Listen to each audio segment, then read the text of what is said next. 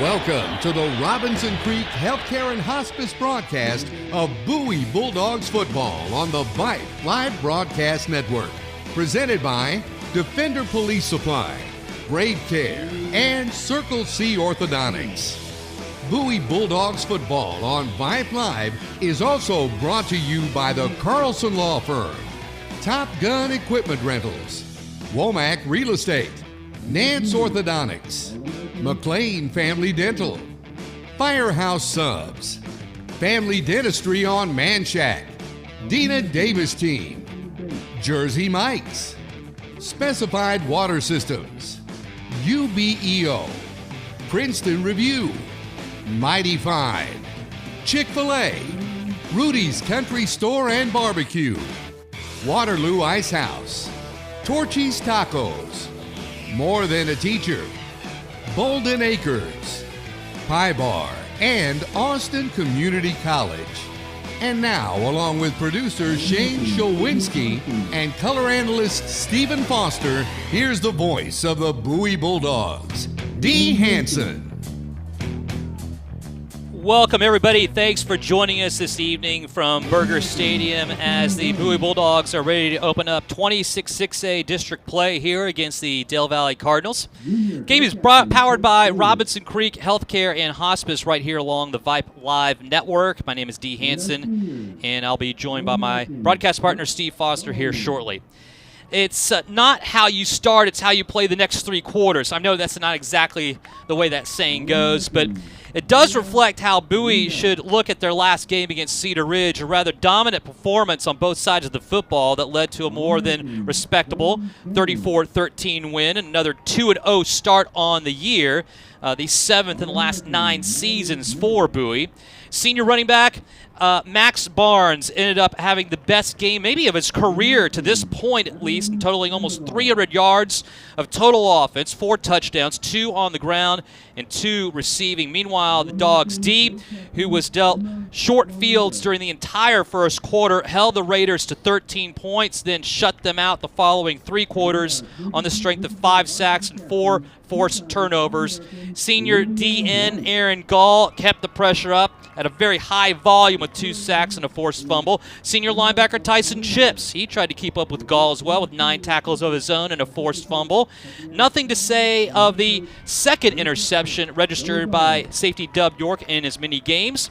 Bowie now looks like they are in mid-season form on the defensive side of the football, at least after only 2 games, and the timing couldn't be better as Coach Abel's squad opens up the always so important district slate of games taking on the Del Valle Cardinals.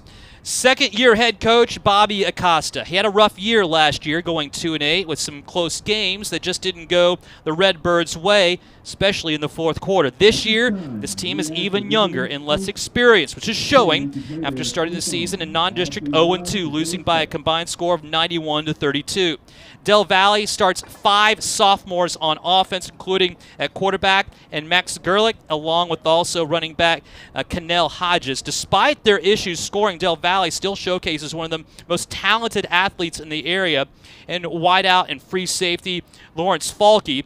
Falke, along with strong safety Keandre Lewis, make up one of the best safety tandems in the district and will be called upon to make some plays here tonight if the Cardinals look to beat Bowie for the first time in series history, which dates back to 2010. District play, always a different feel to it. Tonight, no exception, as both teams know that a W keeps you alive, while an L in this district makes it that much harder to make the playoffs. Coming up, we'll run through the starting lineups and get to the kickoff of tonight's contest between Del Valle and Bowie under the Friday night lights of Burger Stadium. You are listening to Bowie Bulldog Football, presented to you by Robinson Creek Healthcare and Hospice along the Vype Live Network. Do you have an aging parent or grandparent who needs health care at home? Robinson Creek Home Health and Hospice can help. Our skilled, compassionate healthcare staff treats patients right where they want to be, in the comfort of their home. Robinson Creek offers personalized programs including cardiac care, wound care, diabetes and medication management, orthopedic care and therapy, as well as hospice care. We're a local, female-owned company committed to doing things right. Visit rchomehealthhospice.com today. At Brave Care, we provide primary and urgent care tailored for kids ages 0 to 21. We do everything from regular checkups, sports physicals, and 24/7 support from our nurses by chat or over the phone. We even offer x-rays so you don't have to wait hours at the ER. Our Brave Care Clinic is located conveniently in Circle C between the two child development centers. We offer same-day appointments 365 days a year so we can always fit into your schedule. Find us at bravecare.com and through our Brave Care app. At Defender Police Supply, we specialize in public safety. Our automatic license plate recognition cameras and software help solve as well as prevent crimes. We also offer a variety of security cameras, tactical equipment like body armor and ballistic shields, as well as infrared and thermal scopes. Defender Police Supply serves law enforcement, neighborhood associations, businesses, residential properties, and schools. Call me, Jason Bram, at 512-887-2577 or visit us online at defenderpolicesupply.com. At Circle C Orthodontics, Dr. Fidel Del Toro and Dr. Jonathan Kimes love making beautiful, healthy smiles. Utilizing the latest advances in technology and techniques, the team at Circle C Ortho can help you look better and feel better too. Their practice philosophy focuses on patient-centered, personalized care. They take the time to get to know you as a person, not just a set of teeth or braces. Circle C Orthodontics, no referral needed, all insurance plans welcome, and affordable payment options available. More information at austin-braces.com, 512-394-0930.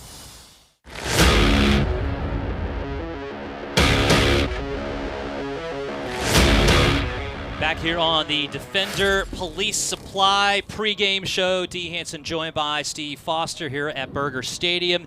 It is a very pleasant, still muggy evening as we've had throughout the course of this summer, following into the early stages of this football year. Temperature around 89 degrees, 44% humidity, and very little wind to speak of.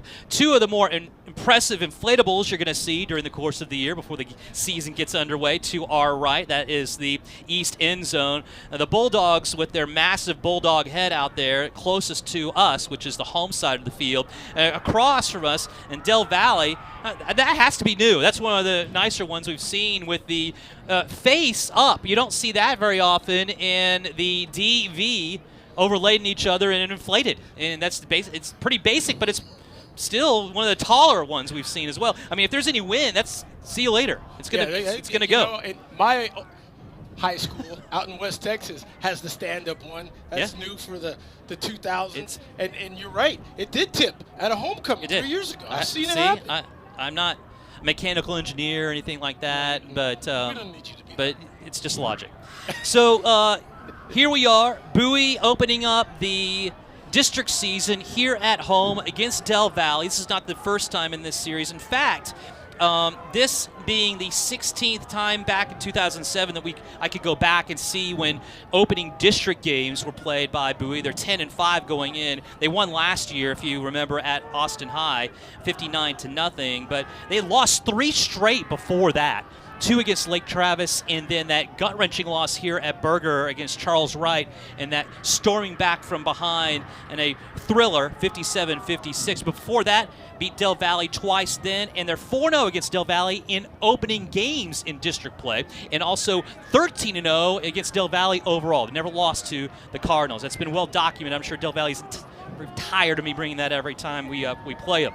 So going into the game, the Bowie Bulldogs coming off that victory, as we mentioned before, against Cedar Ridge, 34-13. Jeff Abels in his 21st season at 142 wins and 83 losses will have his defense coordinated by Darren Pittman in his 6th season as a DC. And of course that 3-3 stack still very much in effect, with the nose tackle being the one that really stirs the drink for this defense. And yet Knutson last year, and not knowing whether those shoes could be filled. And Garrett Gibson, boy, has he had a whale of a first 2 games. He had 8 tackles, a sack, and a tackle for a loss last week. He wears number 62. The junior has ends that he loves too. And Frankie Jankowski, he wears number 90, a senior. And of course, Aaron Gall, second-team All-District player and second-team All-State player. Go figure. Whereas number 18, he is a senior as well, coming in to lead the team with 4 sacks, 2 in their last 2 games.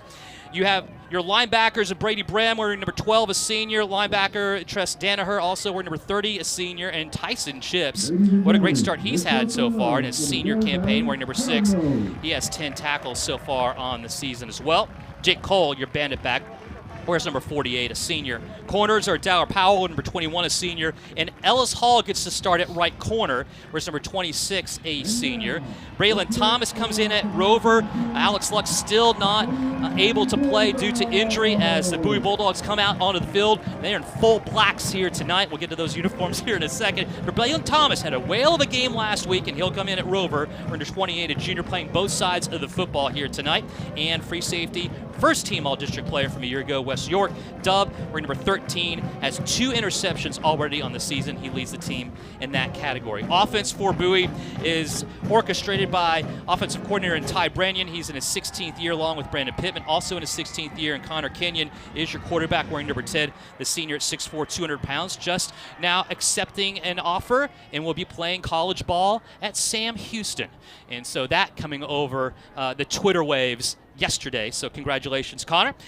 You have your tailback, of course, in Max Barnes. He is the do-everything back, also a very good receiver. He has 9 catches on the season, but 153 yards. It's pretty efficient. Wearing number 25, a senior. We'll get to all of his stats later on. You also have wideouts of Nehemiah Smith-Livingston, wearing number 8, a senior. Aaron Gall at tight end. He wears number 18, a senior. And Carmine Elliott, he wears number 14, a junior. And A.J. Hirschauer will come in and also be another wideout wearing number 3, a senior, and he'll come in for Jacob Castle, who will be absent from this game also due to injury. This is a team that's averaging over 30 points per game on the offensive side and just giving up around 10 points per game on the defensive side.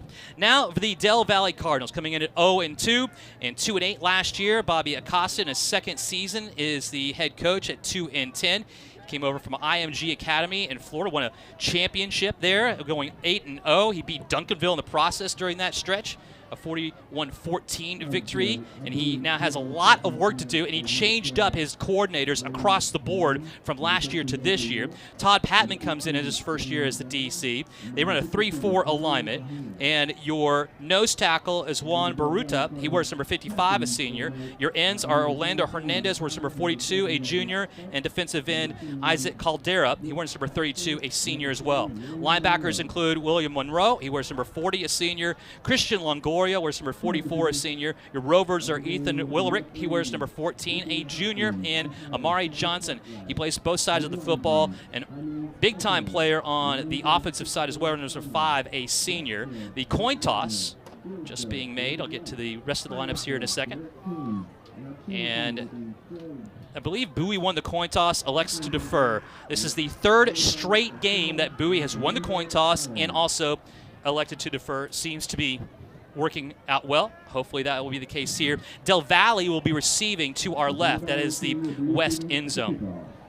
Corners are Malcolm Smith, wears number 6, a senior. Brock Foster wears number 21, a senior. And your safeties, they are good. Keandre Lewis wears number 4, a junior, second team all-district player from a year ago. And Lawrence Falke wears number 7, a senior. First team all-district player from a year ago. Led the team in tackles and interceptions last year as well. The offense, Clayton Munch is in his second season as the offensive coordinator. I say they had all the coordinators gone. Actually, he comes back and has 5 sophomores starting on this team, including the quarterback in Max Gerlich. He wears number 3, a sophomore. He will be doing a lot of passing. This is a team that's had a hard time running the football this season. Cannell Hodges is the starting running back, wears number 20, a sophomore. H-back is Donovan Douglas. He also runs the football, a sophomore, wears number 23. Freddie Thomas, a sophomore, is one wideout, wears number 9. Lawrence Falke, he gets a lot of attention and has 3 catches on the season for 165 yards. He wears number 7 again, like I said. Amari Johnson wears number 5. He is a tight end, a senior as well. The offensive line from left to right, Christian Martinez wears number 74. Robert Pfeiffer wears number 72. And center is Jackson Taylor, sophomore, wears number 75. Jason Gollner, he wears number 60, a junior. And Mark Ariano, he wears number 51, a senior. Take a break. When we come back, we'll have the kickoff of tonight's contest between Bowie and Del Valle right after this. This is Bowie Bulldog Football. Do you have an aging parent or grandparent who needs health care at home? Robinson Creek Home Health and Hospice can help. Our skilled, compassionate healthcare staff treats patients right where they want to be, in the comfort of their home. Robinson Creek offers personalized programs including cardiac care, wound care, diabetes and medication management, orthopedic care and therapy, as well as hospice care. We're a local, female-owned company committed to doing things right. Visit rchomehealthhospice.com today. At Defender Police Supply, we specialize in public safety. Our automatic license plate recognition cameras and software help solve as well as prevent crimes. We also offer a variety of security cameras, tactical equipment like body armor and ballistic shields, as well as infrared and thermal scopes. Defender Police Supply serves law enforcement, neighborhood associations, businesses, residential properties, and schools. Call me, Jason Bram, at 512-887-2577 or visit us online at defenderpolicesupply.com.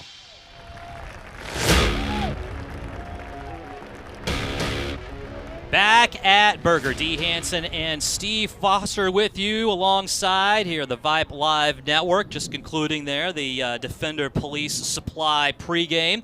Del Valle will come out onto the field to receive the kickoff from right to left to start out this contest, the opening district game between these two squads. We already have teams with a leg up in district play. Westlake Chaparrals took care of business here, actually, last night against Aiken's Eagles, and now are 1-0 in district and 3-0 to start out the season. That was a 56-6 game, and the number one team in the state winning that one. And the Anderson Trojans had the lead for the majority of the game at house up against Austin High, and the Maroons, with 28 seconds to go, Sam Eccles came out there, hit a 48-yard field goal to take the lead and eventually win the game 21-20.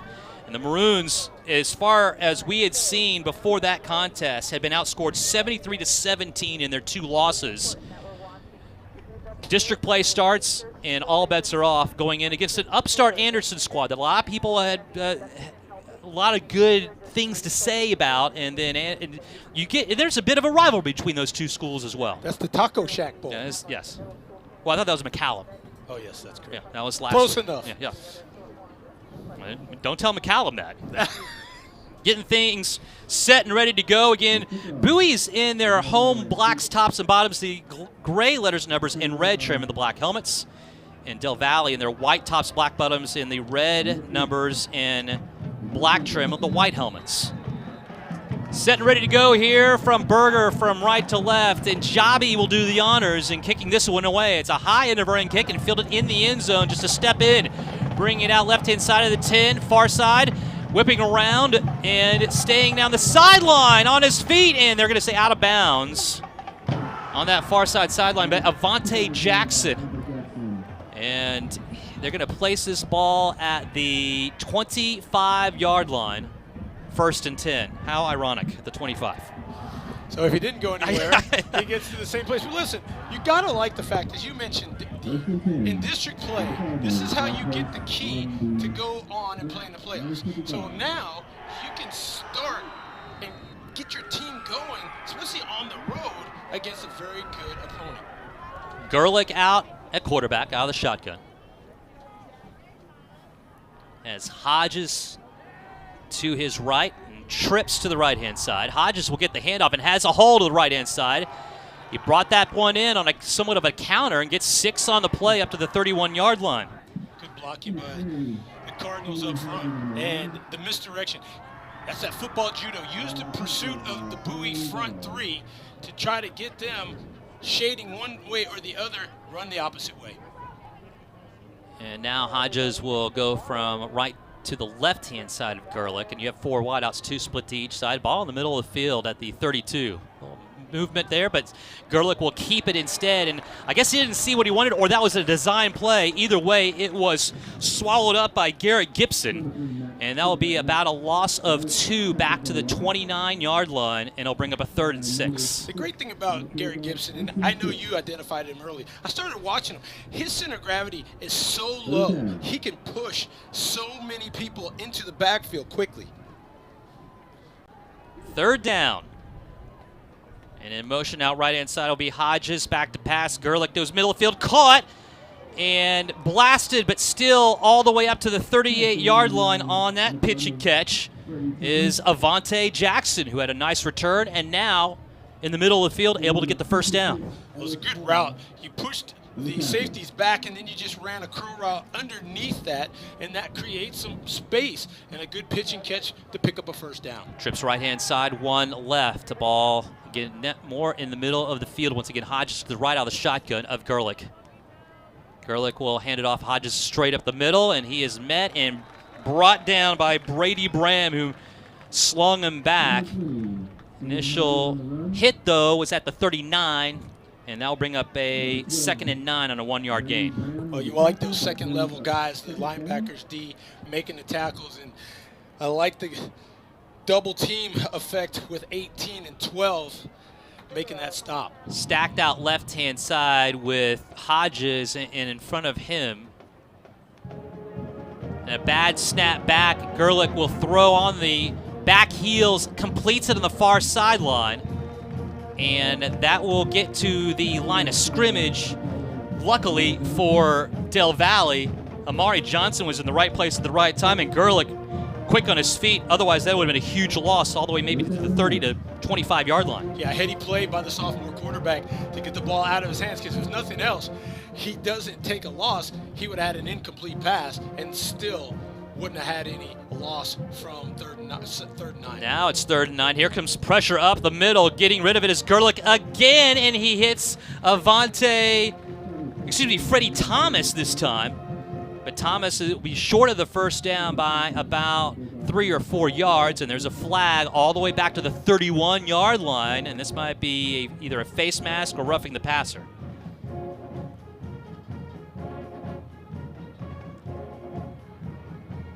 Personal foul, roughing the passer.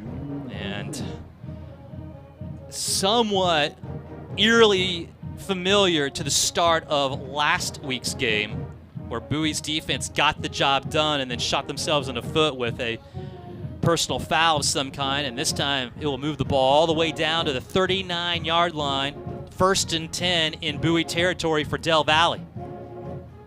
And it'll be Hodges again up the middle, breaking tackles, gets to the 35, 34-yard line. Gain of 5 on the play, and it'll become 2nd down. Now, Del Valle averages around 41 yards per contest rushing the football, Steve. They have not been able to do it this season. They've shown some signs of life being able to find a little bit of wiggle room in those A gaps. So not trying to hit the edges so far, and they're able to move the football a little bit. 2-back set. Going out right is, actually throwing out left is Gerlich, and incomplete. Trying to hit Lawrence Falke. Now bring up a 3rd and 5 with 8:55 just starting out here the first quarter of play and the first drive of the game here for the Cardinals. Good pitch and catch, but the catch was not there. And I tell you, the most important part of it is at the end. That could have been a first down. Hodges to the right of Gerlich. Out left is Falke and Douglas. And now out right will go Hodges. Out left it goes to Falke, and that ball was poorly thrown. Falke falling down to try to get that. I think had it been a well-thrown ball or the timing was better, he might have been able to get a first down, but instead it's an incomplete pass. It brings up a 4th and 5, and Del Valle's going to go for it. I agree, and actually that play, the wide receiver screen on the far side was set up very well, D. It just did not get caught, because if it had been, it surely could have gone for a first down. Falke and Douglas again to the short side of the field, the left-hand side, 2 receivers right. Douglas back out on the right-hand side again. Ulrich looking that way. Gerlich will throw it, and incomplete, and it is batted out of the air. And that's a 4th and 5 at the 35 here, or 34-yard line of Bowie.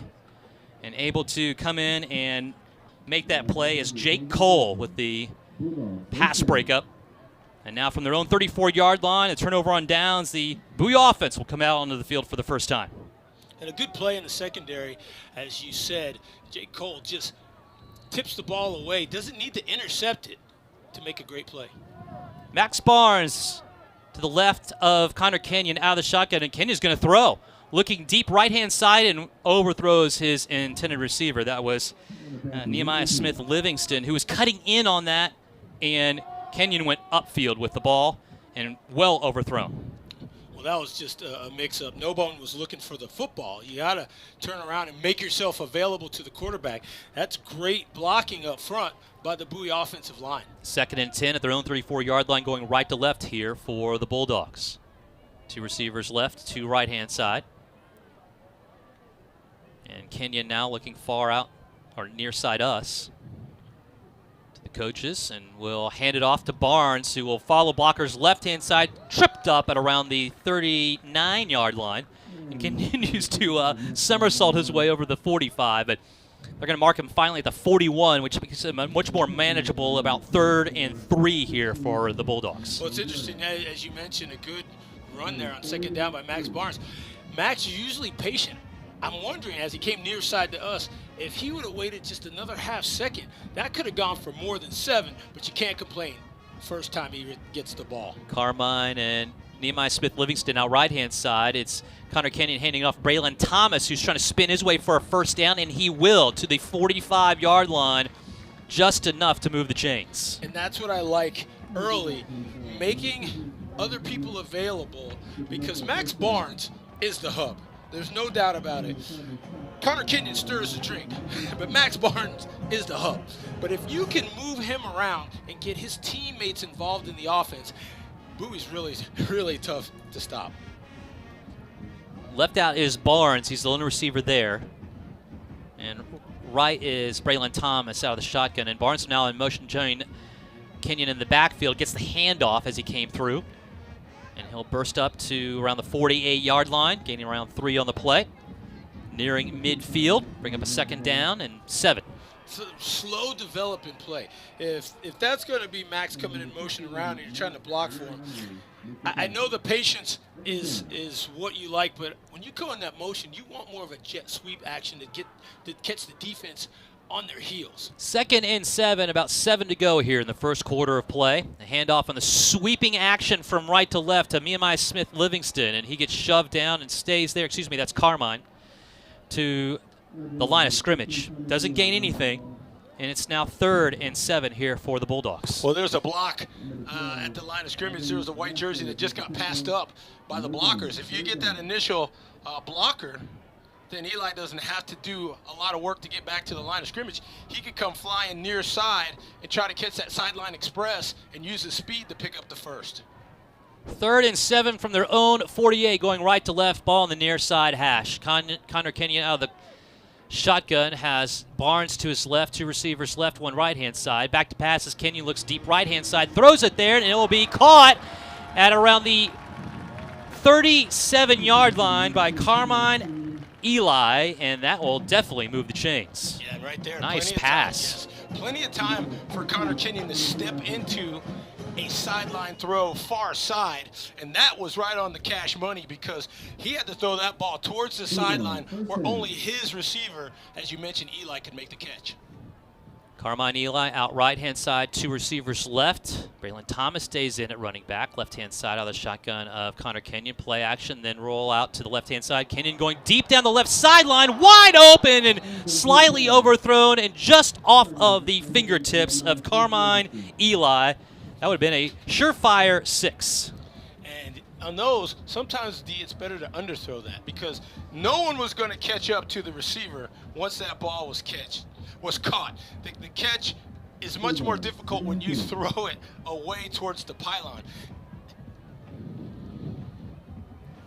Trips left-hand side on a 2nd and 10 after the shot, and then just pitched out in the nick of time to Max Barnes on somewhat of an option as Barnes gets inside the 30 to the 28-yard line. Very close, but a bit shy of the 1st down. Connor Kenyon got blasted just as he got rid of that football. He did, and I like how he protected himself, though. Didn't like the contact, of course, but protected himself so none of his shoulders would have been affected. As he pitches, he kind of wraps himself up, and as mentioned, takes some punishment. Back to the Wild Dog. Eli out right-hand side along with Smith-Livingston and Rio Pittman. And it's the Wild Dog as Max Barnes will take it directly out of the snap, goes upfield to the 25, the 20-yard line, and that's where he'll stay. But Still a sizable 7-8 yard gain, and just following blockers in the A gap gets the first down. Yeah, and that A gap, as you're talking about, is between the center and the guard. B gap between the guard and the tackle. C gap between the tackle and that tight end. With this hand down, we talk a lot about Aaron Gall playing that position. Just plugging away here. Now 5 minutes to go in the first quarter. No score between Bowie and Del Valle, and the Bulldogs, though, driving. And Pittman was in motion, play action, rollout right, then looking left as Kenyon has plenty of time, lobs it deep left side, it's caught, touchdown, Max Barnes from 20 yards out, and the Bowie Bulldogs strike first. And why not? I mean, Max Barnes, handoff fake to him, nobody goes with him. Somebody, a linebacker, strong safety, should always be around Max Barnes, slips out near side to us, and this time Connor Kenyon says, very nicely, I put a little air under the ball and let Max Barnes, with some of the best hands in Texas. No pressure on the quarterback at all for the majority of that drive, and another wide open receiver. Yes. Now the extra point. Diego Nunez will have his go at it with his yellow gold shoes, and he'll kick that one through to make it 7-0. With 4:52 left here in the first quarter, Bowie on top of Del Valle. This is Bowie Bulldog football. At Brave Care, we provide primary and urgent care tailored for kids ages 0 to 21. We do everything from regular checkups, sports physicals, and 24/7 support from our nurses by chat or over the phone. We even offer x-rays so you don't have to wait hours at the ER. Our Brave Care Clinic is located conveniently in Circle C between the two child development centers. We offer same-day appointments 365 days a year so we can always fit into your schedule. Find us at bravecare.com and through our Brave Care app.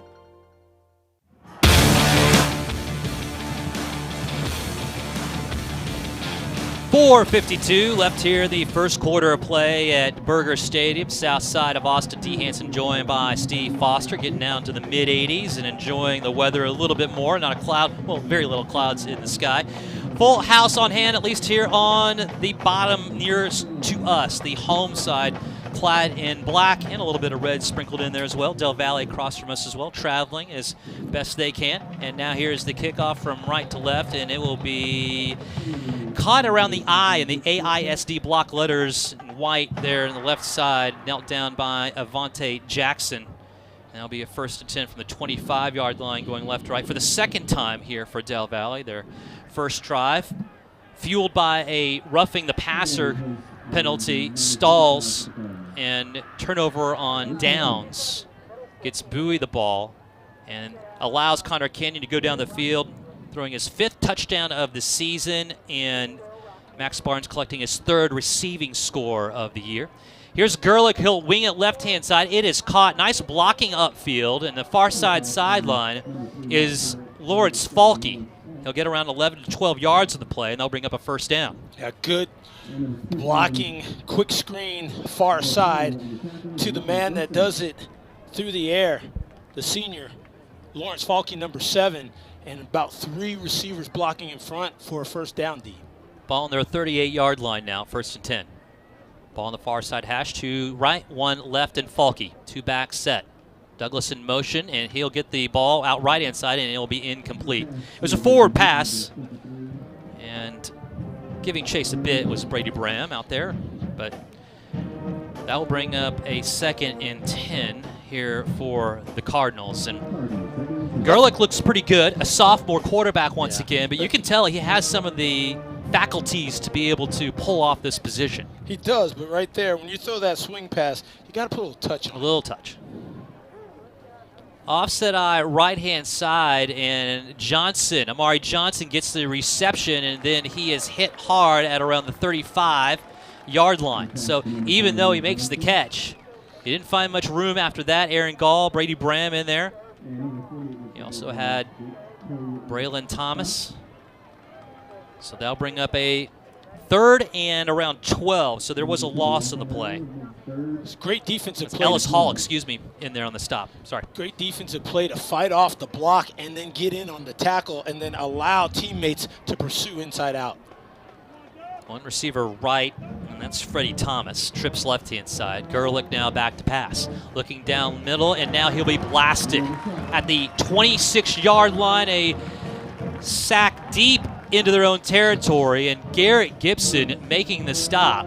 That's your guy. You must have talked to him or something, because I talked to Coach Purdue, and he had some high praise for the nose tackle.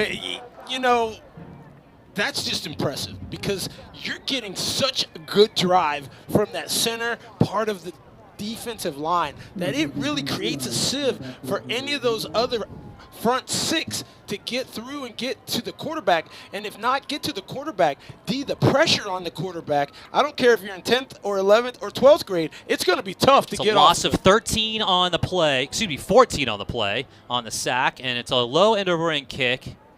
And Carmine Eli will let that one slide. He puts his hands down as if, don't worry, guys, I'm not going to touch that. Punted away by Juan Martinez, the senior punter. And now the Bowie Bulldog defense looking like we have seen them all season long, and I would say all this season and last season long. Continues the trend of playing as one unit. Yeah, and that's the thing. They are unified. Just play assignment football. You don't have to be a hero. These guys give enough effort, and as you can see, especially from the middle of the defensive line. They mocked the ball at the 30-yard line, 1st and 10, and wing it out right-hand side, and that's a backwards pass. It'll go out of bounds, intended for Carmine Eli.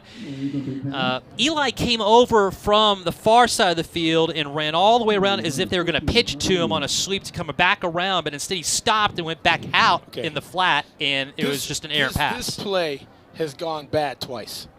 The first time it was to Max Barnes in the same vein. It was thrown backwards, and it was fumbled. This time you lose 7 yards.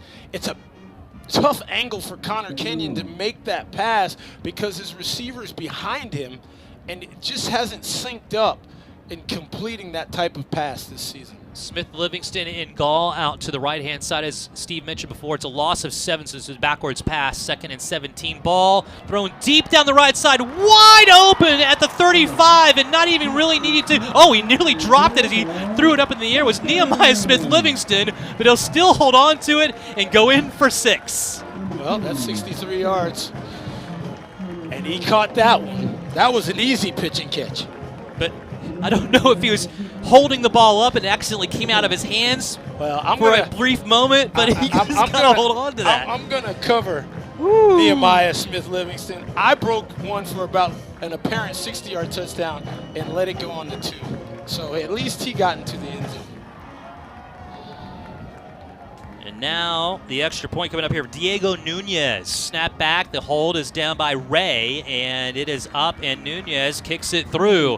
2:27 left here in the first quarter. Now it's a double-digit lead for the Bowie Bulldogs, up 14-0 here at home against Del Valle. This is Bowie Bulldog football. Do you have an aging parent or grandparent who needs health care at home? Robinson Creek Home Health and Hospice can help. Our skilled, compassionate healthcare staff treats patients right where they want to be, in the comfort of their home. Robinson Creek offers personalized programs, including cardiac care, wound care, diabetes and medication management, orthopedic care and therapy, as well as hospice care. We're a local, female-owned company committed to doing things right. Visit rchomehealthhospice.com today. McLean Family Dental is a proud supporter of Bowie football. Locally owned and operated by Dr. Deidre and Dr. James McLean. We are so excited to be celebrating over 10 years of providing compassionate, conservative, and comprehensive dental care for patients of all ages in Circle C, Shady Hollow, and Southwest Austin. From your friends and neighbors at McLean Family Dental, go Dogs! Back here at Berger to kick this one away is Jobby, and he'll knock this one back about 2 or 3 yards deep into the end zone. It'll be brought up near side sideline. Del Valle's Brock Foster, and he will be brought out of bounds at around the 25. They're going to mark it at the 25-yard line. It's just fun to run with the football. I just had a few players in front of me. I couldn't see where they were actually going to mark that down. It's interesting. You get to have all the fun of running 25 yards and getting to the same spot. But you know what? When you break one, D, it feels really good. Connor Kenyon now with 2 touchdown passes in this game of 20 and 63 yards. First one is to Barnes now. And Smith Livingston collecting his 2nd receiving score of the year. He had one last week against Cedar Ridge of 14 yards. 2:20 left here. The first quarter played Del Valle. The third triad here in offense. And Gerlich will go deep down the middle of the field, and it'll be incomplete. Defender downfield was Dub York. He didn't know where that ball was, but he knew it was going to Falke, and he went in that direction. The ball was thrown well short. Might have well hit number 13 in the back had it been long enough. But even if it had been well thrown, that would have hit a couple of black jerseys before Falke had it been able to get. And then again, Gerlich is constantly now under pressure, having to get rid of the ball earlier than he has to. You're right. Trips left-hand side, one right again. Gerlich back to pass. He'll fling it quickly, and then breaking back in after he was at the 30. Trying to find some room, but cannot. The swarming defense continues here for the Bulldogs. If you can play that same offensive result one more time, you get a first down, picking up 5 and a nice little quick pitch and catch. Because you remember, as you're saying, applying the pressure are the front 6 of the Bowie defense. Mari Johnson with the 5-yard reception. Knows the football on the 30. Ball on the far side hash. Falke out left-hand side, trips right. That's the long side or the near side of the field. And the ball is thrown again over to Falke, and he drops this one flat out at around the 39. Excuse me, the 34-yard line, just shy of the first down marker. And Falke doesn't seem to be in sync with Gerlich to start out this ball game, and he is the big playmaker for this team. Well, and some pressure. You know, the defensive backs for Bowie just riding that back hip and waiting for the ball to be thrown, and a good solid tackle even though the ball was dropped. Juan Martinez deep to receive this high snap, flutters in, and he nearly has it blocked. Gets it away and hits it around the 45 and takes a favorable Bowie bounce out of bounds at the 48-yard line. Carmine Eli has not had to worry too much on the special teams, as that time around punt went the Bowie way, and now very good starting field position for the Bulldogs at their own 47. 1st and 10 going right to left. It's a good opportunity at midfield if you really want to air one out and give another shot downfield. It's a great time to do it. Offset eye out of the shotgun, and handoff goes up the middle. Barnes sprinting his way to the 45. The 40 lowers that shoulder and gets to the 39-yard line for a 15-yard gain and a first down. Or you can just turn and hand it to Max Barnes. Seems pretty easy to me. How do you play quarterback? Well, I got this guy that can catch, he can run. I turn after I get the snap, and I hand it off. Pittman and Smith Livingston out left-hand side. Pittman in the slot to the left, out right-hand side as Carmine. Connor Kenyon out of the shotgun. Now we have a man in motion and flags fly in accordance with that. And A.J. Hirschauer. And they're going to get a illegal procedure here against the false start against the Bowie offense. Bring it back 5 to the 44. I think this is an opportunity still for Bowie to use Max as a decoy and stretch this field out real quick. And the touchdowns have been wide open receivers, not a defender within 20 yards. Handoff left-hand side on yet another run to Barnes. He'll get inside to the 40 to the 39-yard line to the original line of scrimmage, gets 5 yards back, and they'll bring up a 2nd down and 10. Looked like a face mask. It is interesting how his helmet moved, but even so, as you mentioned, 5 yards. 2nd and manageable, as you mentioned. Connor Kenyon with no pressure in his face, and he's been finding his open receivers here for this first half. The running game helps keep this defense a little bit honest, which has really been holding back a majority of the game, only sending around 3. Empty backfield now, trips right and 2 to the left, and it'll be a keeper by Kenyon. Spring left-hand side, and he could go down the left sideline, trying to strip the ball out, and then throws him down at the very end. don't see a lot of flags flying. There's a little extracurricular at the end of that one, and bounced out of bounds at the 10-yard line is Connor Kenyon on the keeper. And a 20-yard scamper. And interestingly enough, looked like Connor Kenyon was just going to get his first down and kind of get out of bounds, and realize he had some good momentum down the field. And you can't blame him. Takes off for the end zone, and it's first and goal from the 10, because I guess you can conceptually pick up a first down right inside the goal line, but a great run near side by the quarterback and another great decision. First down and goal to go from the 10. Two receivers right-hand side, and it will be a keeper by Max Barnes. Excuse me, hands it off to Braylon Thomas out of the wild dog, and that is going nowhere. Del Valle sniffed that one in quick. It loses around 7, and now it'll be second down and goal to go from the 17-yard line. The clock is out now with zeros on the board here. The first quarter concluding here from Berger.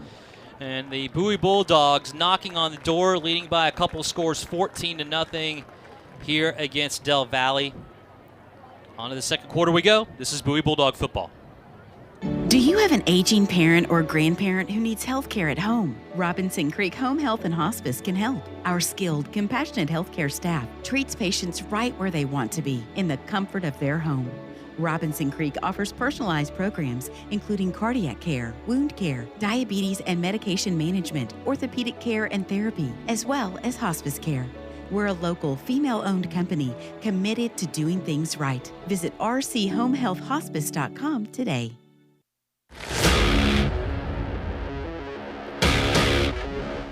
Pleasant 85 degrees here at Berger Stadium. Dee Hansen and Steve Foster here on the Vype Live Network. On to the second quarter we go here between Bowie and Del Valle. Bulldogs with the 14-0 lead and looking for more on a 2nd and 17 from the 17-yard line. It's second down, goal to go from the 17 here for the Bulldogs against Del Valle. A lot of opportunities here. As you mentioned, receivers have been wide open. Max Barnes out of the backfield is always a great choice. Connor Kenyon now, we're going to see how much schooling he has when it comes to football when he elects a choice here on second down and goal. Smith Livingston ranging right to left now. We'll come back to left to right. And Connor Kenyon goes to the corner of the end zone, far side, and it will be caught! Carmine Eli for 6 from 17, and Bowie builds on their lead to go 20-0. That's an A. Great pass.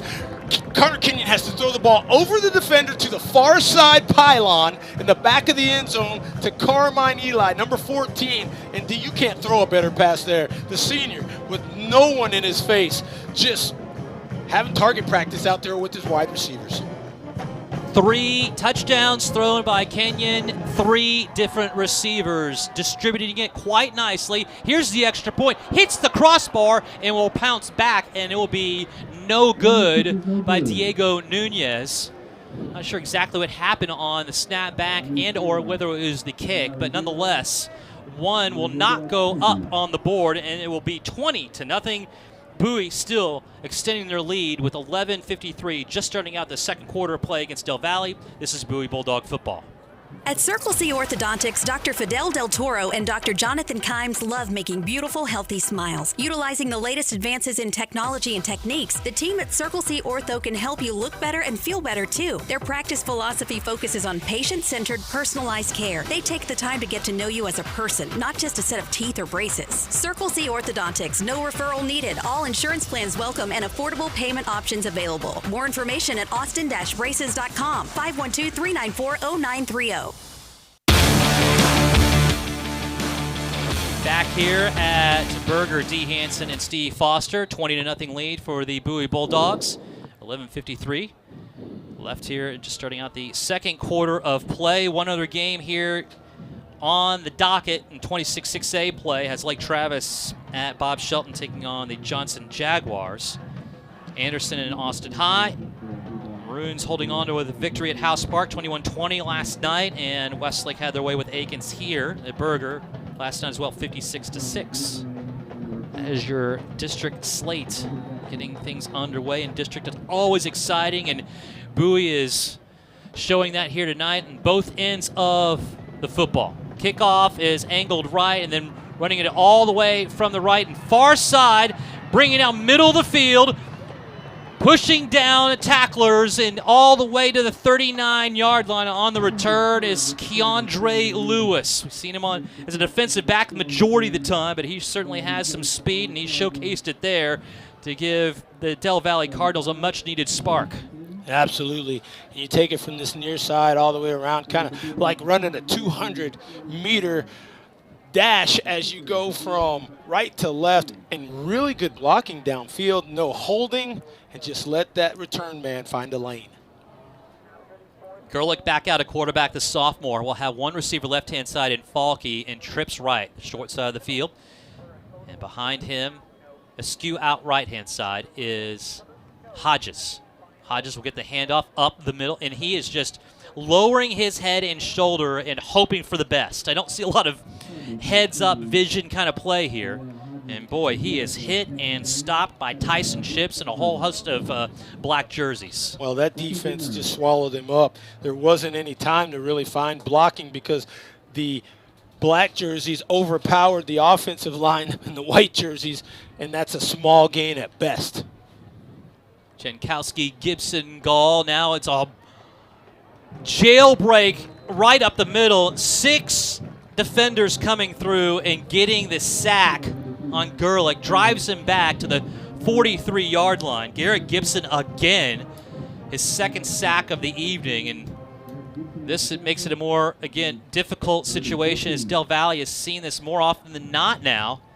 3rd and long. It's 3rd and 14 in this particular case after getting a great return from their special teams. 4 wideouts, 2 split to each side. And get Gerlich out of the shotgun, has Douglas to his left. And it will be a play-action rollout and has nowhere to go. Brady Bram says, no, thank you. And he slings Gerlich down all the way back into the Cardinal territory at the 49-yard line. The original line of scrimmage was the 39 of Bowie. And now it's 4th and a mile, and Del Valle will be forced to punt. Brady Bram, the silent assassin, coming near side to us, just swallowed up the quarterback there. There was, that's unfair. That's a senior who's been in the weight room, who's been running, a linebacker that can go sideline to sideline, just swallowed up a sophomore quarterback. Juan Martinez to punt it away. Carmine Eli back to receive at his own 15. Clock runs at 9:48. Here comes some pressure again, and Martinez gets this away. He's a lefty kicker, and Carmine Eli decides to pick this up. He had a bunch of white jerseys around him, now tries to find the edge on the far side. He's still on his feet. He's at the 2. He's driven all the way back, all kinds of blocks, some flag thrown. He'll go down the right sideline, gets to the 30. He's at the 35, and then he'll be just kind of waltz his way out of bounds at the 40-yard line. All of this to say it's coming back as there is a hanky at around the 7-yard line that will nullify that very adventurous return.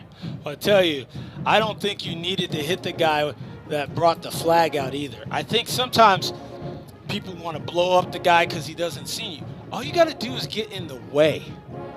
You don't want to pick up. Now, good, bad. Ball goes over to Bowie. The bad thing is it's about a 95-yard drive that you're going to have here in the second quarter because this ball is going to go halfway distance to the goal at the point of the infraction. And that was about the 10-yard line. But listen, have no fear. If you got it wide open, if you have, well, I didn't think he was going to pick it up at first. Yeah, I like what Carmine did. I even liked what Carmine did in reversing his field. But his teammates have to know all you have to do is get in front of the white jerseys, and Carmine could have come here and would have brought this ball back to the 40-yard line. Again, the ball's about the 5. Okay, well, they say the penalty was at the 6. It takes it to the 3, 97 yards. But here's a good thing, D. Receivers have been open downfield. Oh, so beyond open. Okay. My point. Open doesn't seem to do it justice as far as how open they've been. Right, and so now... But your point's well taken. They have been wide open. Yeah, so if you fake the ball to Max Barnes here on first down and you just want to pick up a lot of yards in the air, here's the chance to do it because you're going to find everybody asleep. Rio Pittman, your lone receiver right, and one left is Carmine Eli. Handoff goes to Barnes. He finds the edge right, breaks it back in, gets to around the 10. A little breathing room there, 7-yard gain to bring up a second down and short. That's huge because on first down 1, you know I like 4 more yards. And then the other thing is now Connor Kenyon's not going to take a snap in his own end zone, and you got second and short. Excuse me. Second and short. 9 to go here in the first half. Bowie leading 20-0 here at home against Del Valle, opening up district play. 8:52 left here in the second quarter. Connor Kenyon has Barnes to his left. And outright is Nehemiah Smith Livingston, goes down the right sideline, but the handoff actually goes to the right, and then trying to find some room middle of those blockers is Max Barnes. He doesn't find much. He might have a half a yard out of it at the most. They'll bring up a third down and around a long 2. Interesting if they're going to go to the wild dog or not. But I tell you, near side, that play side, if one blocker could have got blocked, that could have gone for a long gainer. But great job by Del Valle holding Max to 1 yard. Max Barnes, your lone receiver, right-hand side, the short side of the field, nearest us. Braylon Thomas, their back. Now he'll come back into the backfield, sweeping across, gets the handoff. He'll go left-hand side, and he'll get the first down. He's at the 20, and then he's brought down around the 24-yard line. The ball pops loose, but I believe the ground caused that one, as we do hear whistles finally. Del Valle smartly going after the football, because I didn't really hear any whistles at that moment, but No. I noticed that once Max hit the ground, that's when the ball popped loose, but some defenders don't see that Correct. like I do, so why would you stop? No, you wouldn't. But great point. Max Barnes had hit the turf. His back was firmly on the ground. Ball comes out after that. It's over. Whether the whistle blows or not, the ground cannot cause a fumble. Most importantly, Max Barnes gets a first down at the 23-yard line, and then flags fly before the ball can be handed off, stopping all momentum, and it will be another procedural call here against the Bowie Bulldogs, the second of its kind here against the offense. But aside from that, been a well-played game and vastly better officiated. Did I hear you, partner? Come Vastly. on. Wow. I haven't even noticed the officials here tonight. Wow. That's when you know you're doing a good job. 2 receivers right-hand side, play action to Braylon Thomas. Pump fake going deep down the right sideline, having to wait for it, and catching it is Nehemiah Smith Livingston at the 40-yard line of Del Valle, and it'll be brought down at around the 29-yard line, make it the 30 instead, but still a first down, another big play by the big playmaker, Nehemiah Smith Livingston. A 50-yard pickup on that pitch and catch, and bobbled it just a little, but that's okay. As long as you secure the ball, I don't care how you do it. Another great go route near side by number 8. I'm going to make it work. If I'm going to have to say his name over and over again. Smith Livingston. I'm going NSL. Okay. NSL. All right.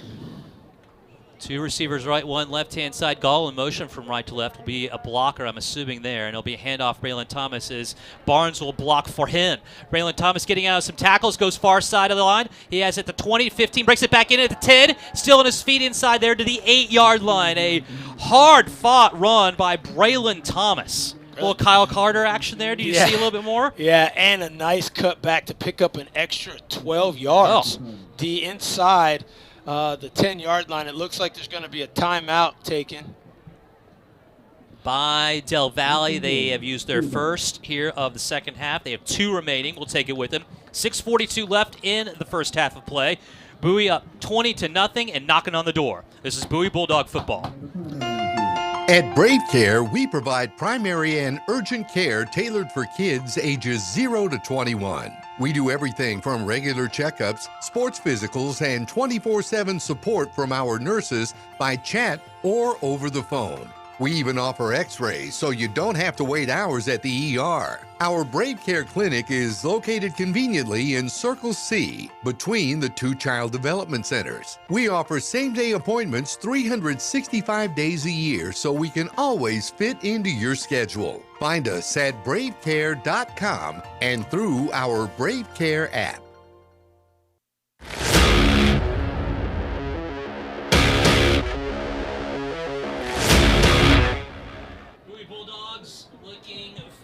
Just a little bit more here at Bowie Stadium. And they have a 1st and 8 from the 8. of Del Valle. Handoff goes right-hand side, breaking it back in at the 5-yard line and inching closer to that goal line to the 3-yard line here for the Bulldogs. NSL. Is Nehemiah Smith-Livingston, NSL. I'm trying to take your lead, and then you decided to go Nehemiah Smith-Livingston.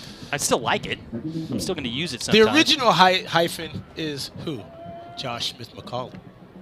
Yes. The hyphen. That is the hyphen. Second down and goal to go from the 3-yard line for the Bulldogs. Max Barnes to the left-hand side of Kenyon, 2 receivers left-hand side. And Kenyon will fake the pitch, keep it himself, and that didn't really make anybody flinch for the Cardinals. And it will be a loss of 1 on the play, coming in Amari Johnson with the stop. It almost worked. It really almost worked. I think what happened is Connor Kenyon was going to go out, then decided to dip in. Had blocking in front, but Del Valle just won that battle at the 3. Third down and goal to go from the 4-yard line now. And Bowie's alignment will have 2 backs, offset eye left-hand side, and the deep man is Braylon Thomas, 2 receivers right, Carmine and Nehemiah Smith-Livingston. Here's a pass to the right-hand side, and guess what? NSL in for 6, his second of the game, wide open, and the Bulldogs strike again. There you go. Keep it on the hard 8. NSL, nice play fake in the backfield.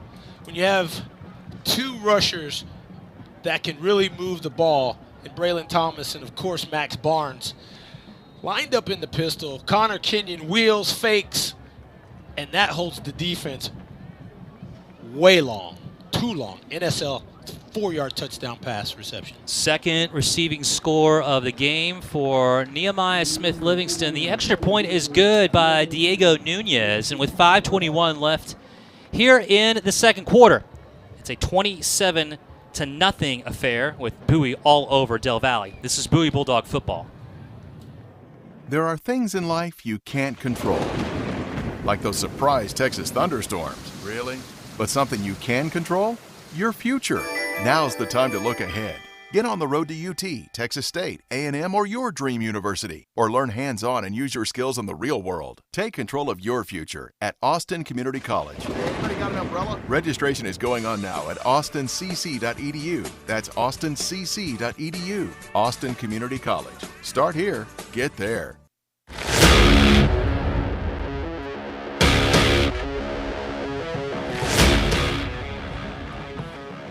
27-0. That's your score here at Berger. The Bowie Bulldogs laying it on quite thick here against the Del Valle Cardinals, a team they've never lost against. This is a 13th meeting between these two schools dating back to 2010. They've met 13 consecutive times. In fact, they were obviously in the same district prior to not being in the same district until they were in the same district again. And going into this matchup, though, Del Valle had not really done too much to be too close in most of these games. There's a line drive kick, and fielded is trying to keep Del Valle from having a return like they did last time out. And this time it does work, though. On the return, it's scooped up right-hand side, and that's Malcolm Smith. Oh, I think it looked as though he might even temporarily lost the football there for just a split second, but stays on top of it at the 29-yard line, and Del Valle will have it 1st and 10 going right to left. But in this series, last year it was a 35-7 win, 35-22. Bowie with the victory, 38-21, 37-20. You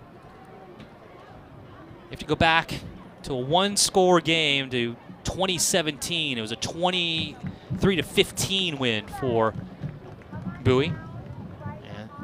Run out right-hand side, loses a yard on the play. They'll bring up a 2nd and 11 with 5 minutes to go here for Del Valle. But the one thing I do want to bring up, and I'm probably way ahead of my time here, is that there's never been a shutout in this series.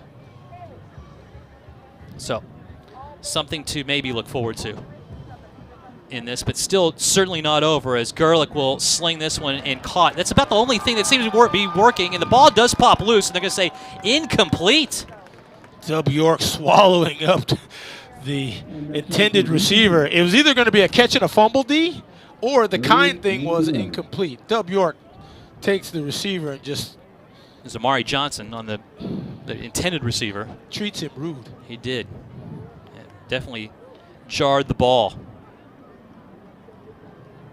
Trips left-hand side, one right. And now back to passes. Gerlich looking right. Here comes the pressure up the middle, and he'll run with it. Left-hand side and has some room. And, in fact, he'll keep it out of bounds on the near side sideline right in front of the Bowie bench and trot out of bounds for a first down by 2 yards. He gets it up to the 41-yard line.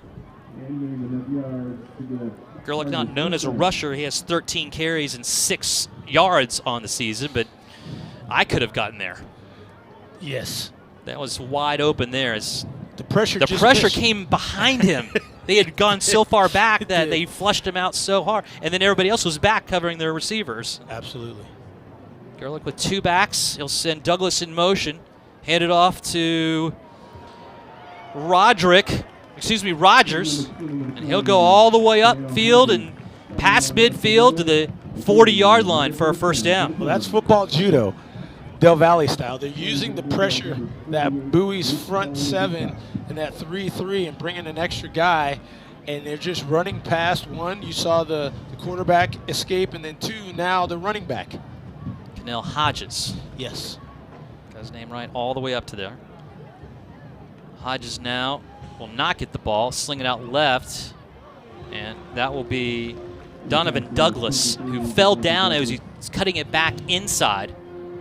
And would have gotten maybe a little bit more out of that play, although it was well defended. And he'll get to the 39-yard line of the Bulldogs, bringing up a 2nd and 9. Dower Powell, number 21, he was the guy that made the tackle on the kickoff. I mean, Dower Powell fights off a block here near side and then makes an immediate tackle for a very short pickup of 1. Douglas trots from left to right, leaving Falke, a lone receiver, the bottom of the field, trips right-hand side. Back to pass Gerlich. Pumps now will throw middle of the field and overthrows his intended receiver. Double coverage downfield. Dub York along. Malcolm Smith was the intended receiver. Good coverage, as you mentioned. And then Dub York along with Ellis Hall on the coverage. And you had, they call that bracketed. You had a defender playing a trail technique underneath. And you had, as you mentioned, Dub York over top at that safety position.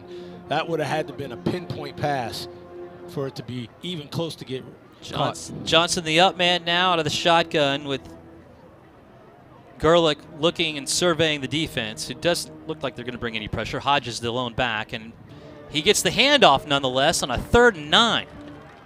And doesn't find much. Interesting call there. Didn't fool Aaron Gall. We tried to use that football judo, figuring that a lot of pressure was going to come in the face of the quarterback, and it did not. And guess who saw where the handoff was? Aaron Gall, number 18. And John Bukowski now in there as well at the other end spot, seeing some action. And, of course, he had an instrumental part of being part of that playoff team last year, having to come in for Aaron Gall a little bit. And he plays on offense. 4th and 9 now, and of course Del Valle going for it, down 27-0 with 2:40 left here in the second quarter. Gerlich gets rid of it, and it is incomplete. Defense coming through once again for Bowie, and Tyson Chips knocking that ball down.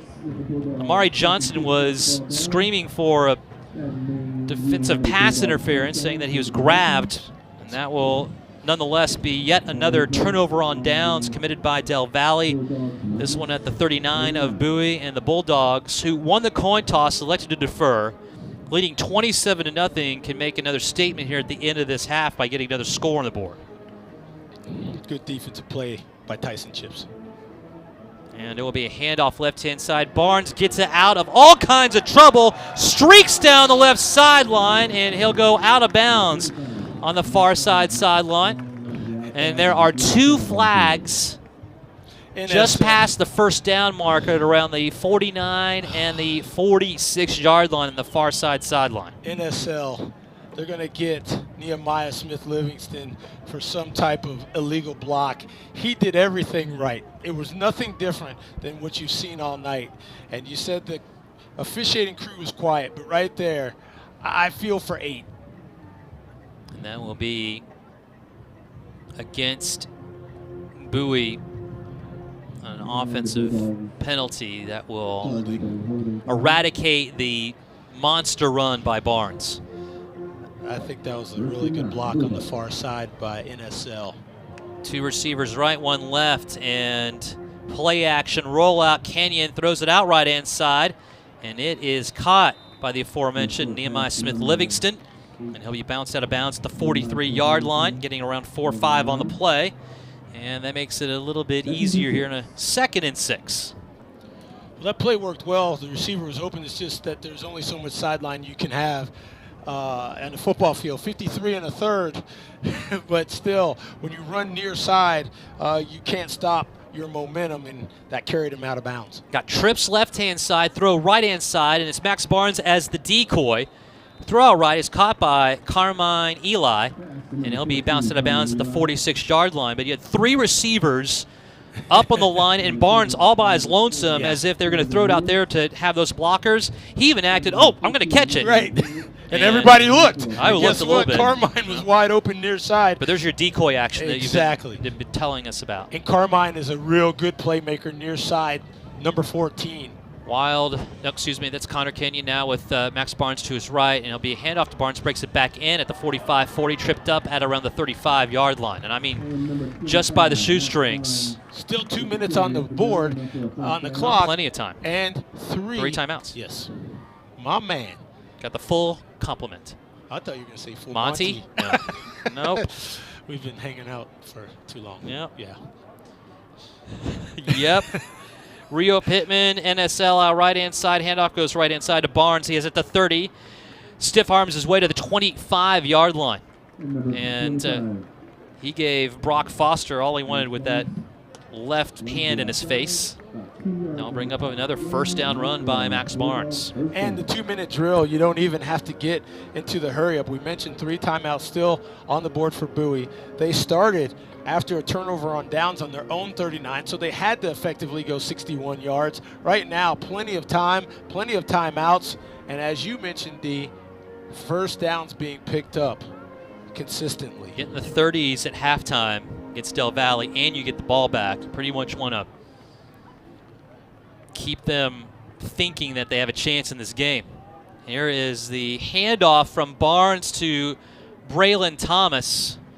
Bit of a broken play as they ran into each other, but it takes a little bit of athleticism just to make that work, and they still did, and it will be about a yard on the gain, and 2nd down and 9 coming up. There's a player down on the field, so we could take a little stoppage here at 1:36 left in the 2nd D, but the Bulldogs not stopping here with an opportunity to get more points on the board, and it's 27-0 in the 2nd. Del Valle with the player down. Philip Mara on his back, and they're checking inside his pad, Steve. Do you know what that could be? Could that be got the wind knocked out of him, yes, trying to alleviate the pressure off of his chest? A lot of things. Something yes, like that? Exactly. A lot of conjecture. Halftime coming up. Have a special guest, as we normally will try to do during the course of the year. And nice to see Philip Mara back up on his feet and able to walk off on his own accord. 1:36 left here in the first half. And Bowie with a 27-0 lead and looking for extra. Connor Kenyon now out of the shotgun has Barnes to his left. Play action, Kenyon looking to the end zone, and he'll throw it at a crossing route, and it will be broken up. Nehemiah Smith-Livingston was crossing there, and that ball came way late. That afforded the chance and opportunity for the defense to come in and break that one up. But NSL was, for a moment, open. Yeah, but those are tough timing routes for that long of a pass. Well, that's the one that Connor Kenyon would probably say he should have put a little more mustard on. But it was accurate. It just got it was definitely accurate. 3rd and 9. Trips left-hand side. Barnes in motion out left-hand side now, and it will be a keeper up the middle. by Connor Kenyon. He is slung down at the 23-yard line. Didn't find much room. Christian Longoria making the stop for Del Valle will bring up a 4th down and around 8 to go and a timeout taken on the field. And again, another player down for Del Valle.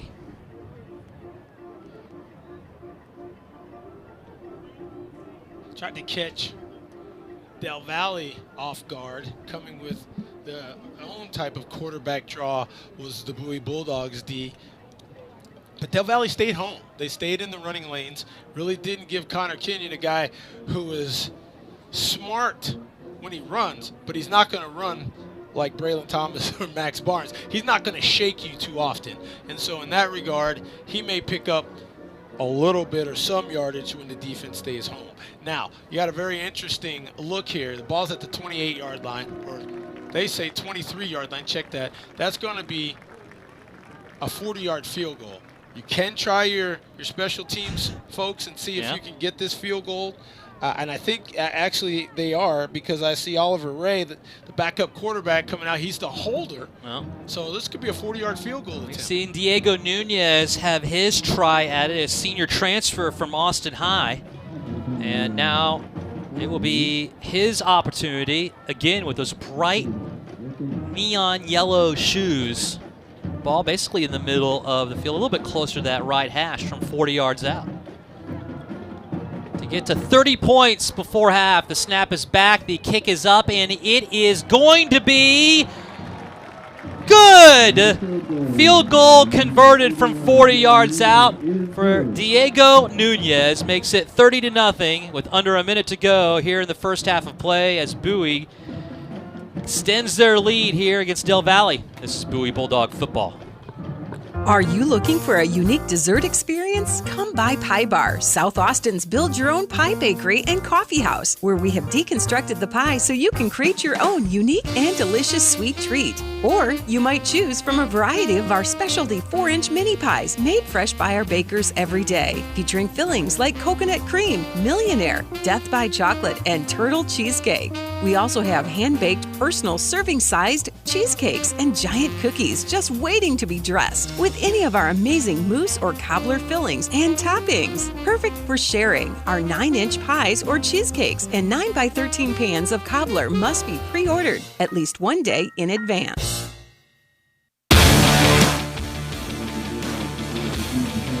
Okay, we're back here, and the first field goal attempted of the season is converted by the Bowie Bulldogs from 40 yards out. Diego Nunez doing the honors and kicking it away, and on the PATs, he did miss one PAT, but aside from that, has looked very strong in the kicking game, something that Bowie's been looking for desperately. Kicking it away, he'll be fielded at the 5-yard line. Right to left on the return is Brock Foster, and he is ridden out of bounds at around the 22-yard line. 1st and 10 coming up here for Del Valle with 51 seconds to go and 2 timeouts remaining. And Bowie will get the second half kickoff to get things underway. I always say to drink as much water as possible. That goes for the broadcasters too, you know. Well, the broadcaster has his water. Well, he needs to be drinking it. I'm working on it. I had some before I even saw you, though. I know. Here we go. Gerlich will stay in. The sophomore quarterback has had some moments, but he has been under pressure all night long. And here it is again as he throws it, I think, or the ball pops loose, in fact, as he is hit from behind. Coming in and making the hit was Frankie Jankowski.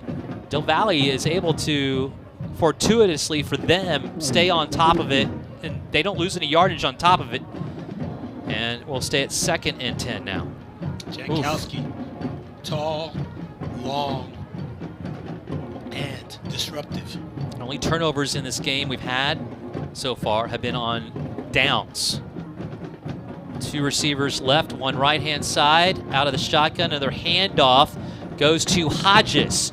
And he has looked quite nice in this game. He is just hit by Braylon Thomas at around the 35-yard line, but they're going to mark him at near the 40 at the 38 instead, and he'll move the chains on that nice run, and There'll be a timeout taken on the field by Del Valle. Will take it with him. 30-0. Bowie with the lead with 37 seconds to go here in the first half of play. This is Bowie Bulldog football.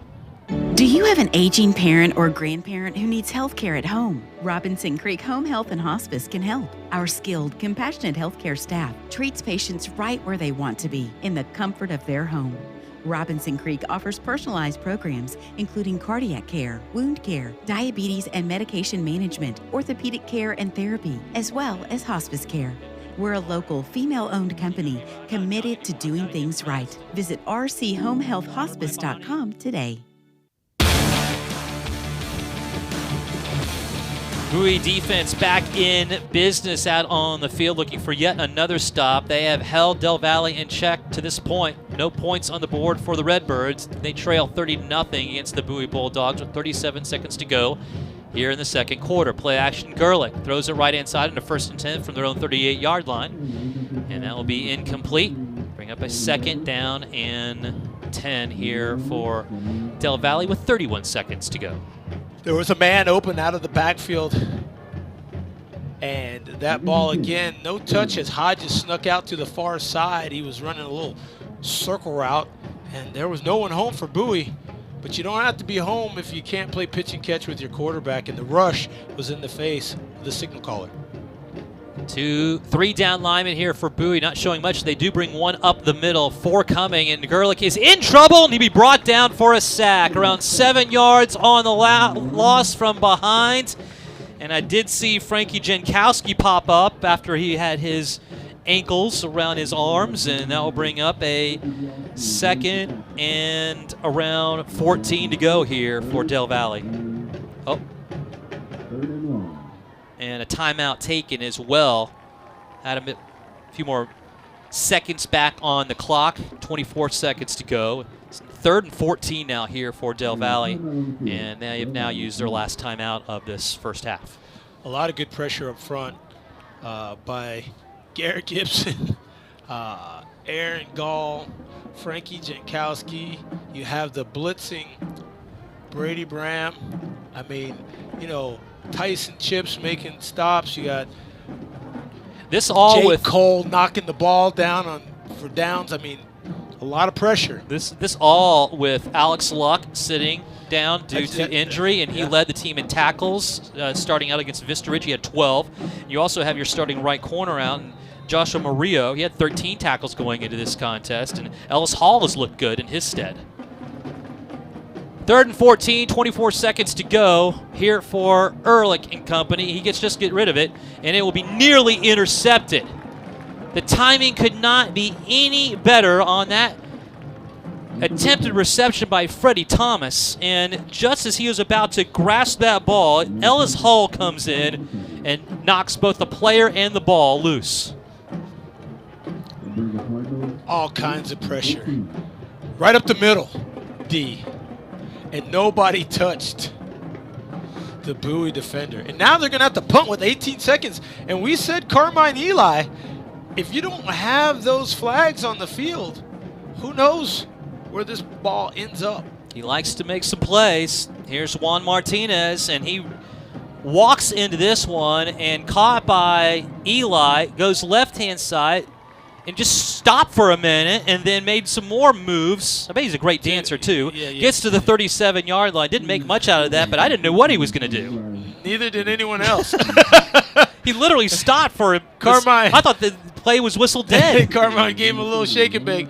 But the most important thing for a punt returner is to catch the ball. That's what he did. Fielded it and was trying to make something out of nothing. 18 seconds on the clock. And then make everybody else question what you're going to do. It's a great thing for a punt returner, I would imagine. Yeah. So that's what you want. A very good first half for the Bulldogs. 6 seconds. This should be the last play of the first half. Pittman out right-hand side along with NSL. Play action. Here's Kenyon. He'll look middle of the field. Caught by Barnes. Left-hand side. Stays on his feet midfield and still churning his way. And then we'll get to around the 43-yard line. And that will draw 3 zeros on the board. And will usher us into halftime. The Bowie Bulldogs dominating here in the first half against Del Valle. A 30-0 lead going into the locker room, and will again had won the coin toss, elected to defer, will have the ball to start out that second half of play. And Bowie looking for another strong start to the season, going 1-0 in district play. And as they did last year and this year, looking very close to having to do that right now, or being able to do that right now, but they still have another half to go, and the Cardinals will try to draw something on the board to get back into this one. And getting a stop in the first series by Bowie, I'm sure, top of mind for Bobby Acosta's group. And a whale of a performance from Connor Kenyon as he throws for 4 touchdown passes, 2 to Nehemiah Smith-Livingston, and 1 to Carmine Eli, and another one to Barnes to start things out. And that's where we have the 30-0 lead here for the Bulldogs. And Diego Nunez connecting from 40 yards out also. Again, a little icing on the cake with that first field goal conversion of the season for the special teams. Halftime once again is upon us here at Berger.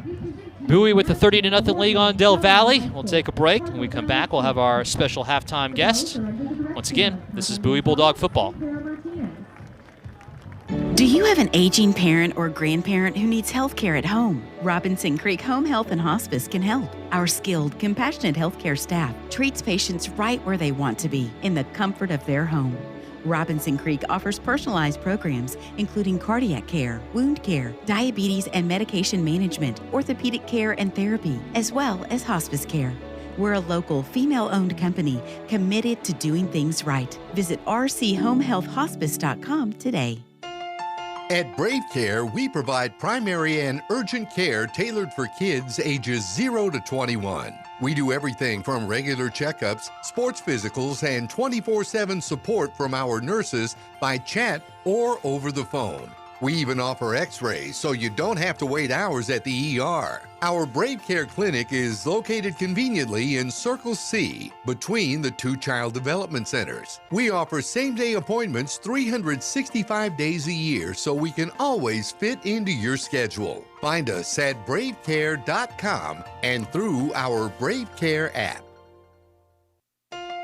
En Brave Care proveemos atención médica, primaria y urgente, adaptada a los niños de 0 a 21 años. Hacemos de todo, desde revisiones periódicas, exámenes físicos para deportistas y apoyo 24/7 de nuestras enfermeras por chat o por teléfono. Incluso ofrecemos radiografías para que no tengas que esperar horas en urgencias. Nuestra clínica Brave Care está convenientemente ubicada en el Círculo C, entre 2 centros de desarrollo infantil. Ofrecemos citas para el mismo día, los 365 días del año. Siempre podemos adaptarnos a su horario. Encuéntranos en bravecare.com y a través de nuestra app Brave Care. At Firehouse Subs, a portion of every purchase helps provide much-needed life-saving equipment to first responders all across the country. This year, contributions from Firehouse Subs and their suppliers will total a minimum of $1 million to support first responders via the Firehouse Subs Public Safety Foundation. Firehouse Subs Public Safety Foundation has awarded over 300 grants worth more than $4.3 million to public safety organizations all across the great state of Texas. In the greater Austin area alone, more than $343,000 has been granted to local public safety organizations, including Travis County Emergency Services, Williamson County Sheriff's Office, and ACC's Police Department. Founded by brothers and former firefighters Chris Sorensen and Robin Sorensen, Firehouse Subs is the real deal. They know firefighters crave delicious food and a lot of it, so they've made sure every sub at Firehouse Subs is piled high with freshly sliced meat and delicious cheeses. Firehouse Subs. Enjoy more subs, save more lives. At Defender Police Supply, we specialize in public safety. Our automatic license plate recognition cameras and software help solve as well as prevent crimes. We also offer a variety of security cameras, tactical equipment like body armor and ballistic shields, as well as infrared and thermal scopes. Defender Police Supply serves law enforcement, neighborhood associations, businesses, residential properties, and schools. Call me, Jason Bram, at 512-887-2577 or visit us online at defenderpolicesupply.com. McLean Family Dental is a proud supporter of Bowie football. Locally owned and operated by Dr. Deidre and Dr. James McLean, We are so excited to be celebrating over 10 years of providing compassionate, conservative, and comprehensive dental care for patients of all ages in Circle C, Shady Hollow, and Southwest Austin. From your friends and neighbors at McLean Family Dental, go Dogs!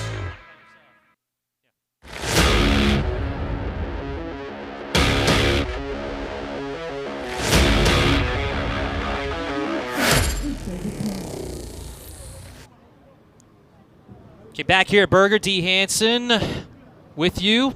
Halftime, Bowie leading 30-0, and the band's out onto the field. We'll get to them here in a second, but as we like to do here throughout the course of the season, have a special halftime guest, and able to do so in getting the new head basketball coach of Bowie High School, something we've not said in quite a long time. And Trey Lindsay, Coach, thanks for being here. I appreciate you having me. So I've been in the Austin area for quite a bit of time and called my fair share of high school basketball games too. Not something you normally hear broadcasters say in these neck of the woods, and being football country and all. Right. But nobody can deny the impact that Coach Collier had in not only the Bowie sphere, but all across this area, the state, and throughout I think a lot of high school basketball in general. So tell me a little bit about what you know, his legacy, and I know that he's still around the school, so it's not as if he's just gone. He'll never leave. No, never. Never. But I'm sure he helped you usher in a lot of different things. But just tell me about the transition, how you came across the job, and what you're thinking about the whole process right now. Yeah, I mean, what can you say about Coach Collier? I mean, he's an absolute legend in the state of Texas. And Coach Collier's son and I, Isaiah, have been best friends for years. So Isaiah and I, grew up together. So Cece's like a second dad to me. So, I couldn't be happier to be keeping the job in the Bowie family. That was something that was really important to me. So when Coach called me and told me he was retiring, I couldn't believe it. At first, like, man, it's a shock. He's been saying it for years. I'm getting out. But for him to finally do it. Well, he says it like this. I've been trying. Yeah, exactly. He's got the. Maybe because you can't talk. Yeah, I was just saying, after 30 years of yelling at people, I mean, I can understand why you'd be tired at some point. But, so I'm thrilled to be just following up for him. And, I know it's big shoes to fill, but, when he called me, I was just kind of like, hey, Coach, do you think there's any chance I could get involved at Bowie? And, he jumped on it. He thought it was great. He wanted to keep it with a Bowie alum. And so he kind of helped guide me through the process. And then obviously knowing Coach Abels, I applied. They worked with me. They gave me a shot, and so I'm thrilled to be here now and just be back home at Bowie. Being a 2010 alum, it's a pretty cool. Well, tell me cool about situation. the resume. So you played. That gives you one mark of that's good. Yes. Anytime you try to get a job, if it's your school there, that helps you out. Absolutely. Tell me a little bit more about your career. Yeah.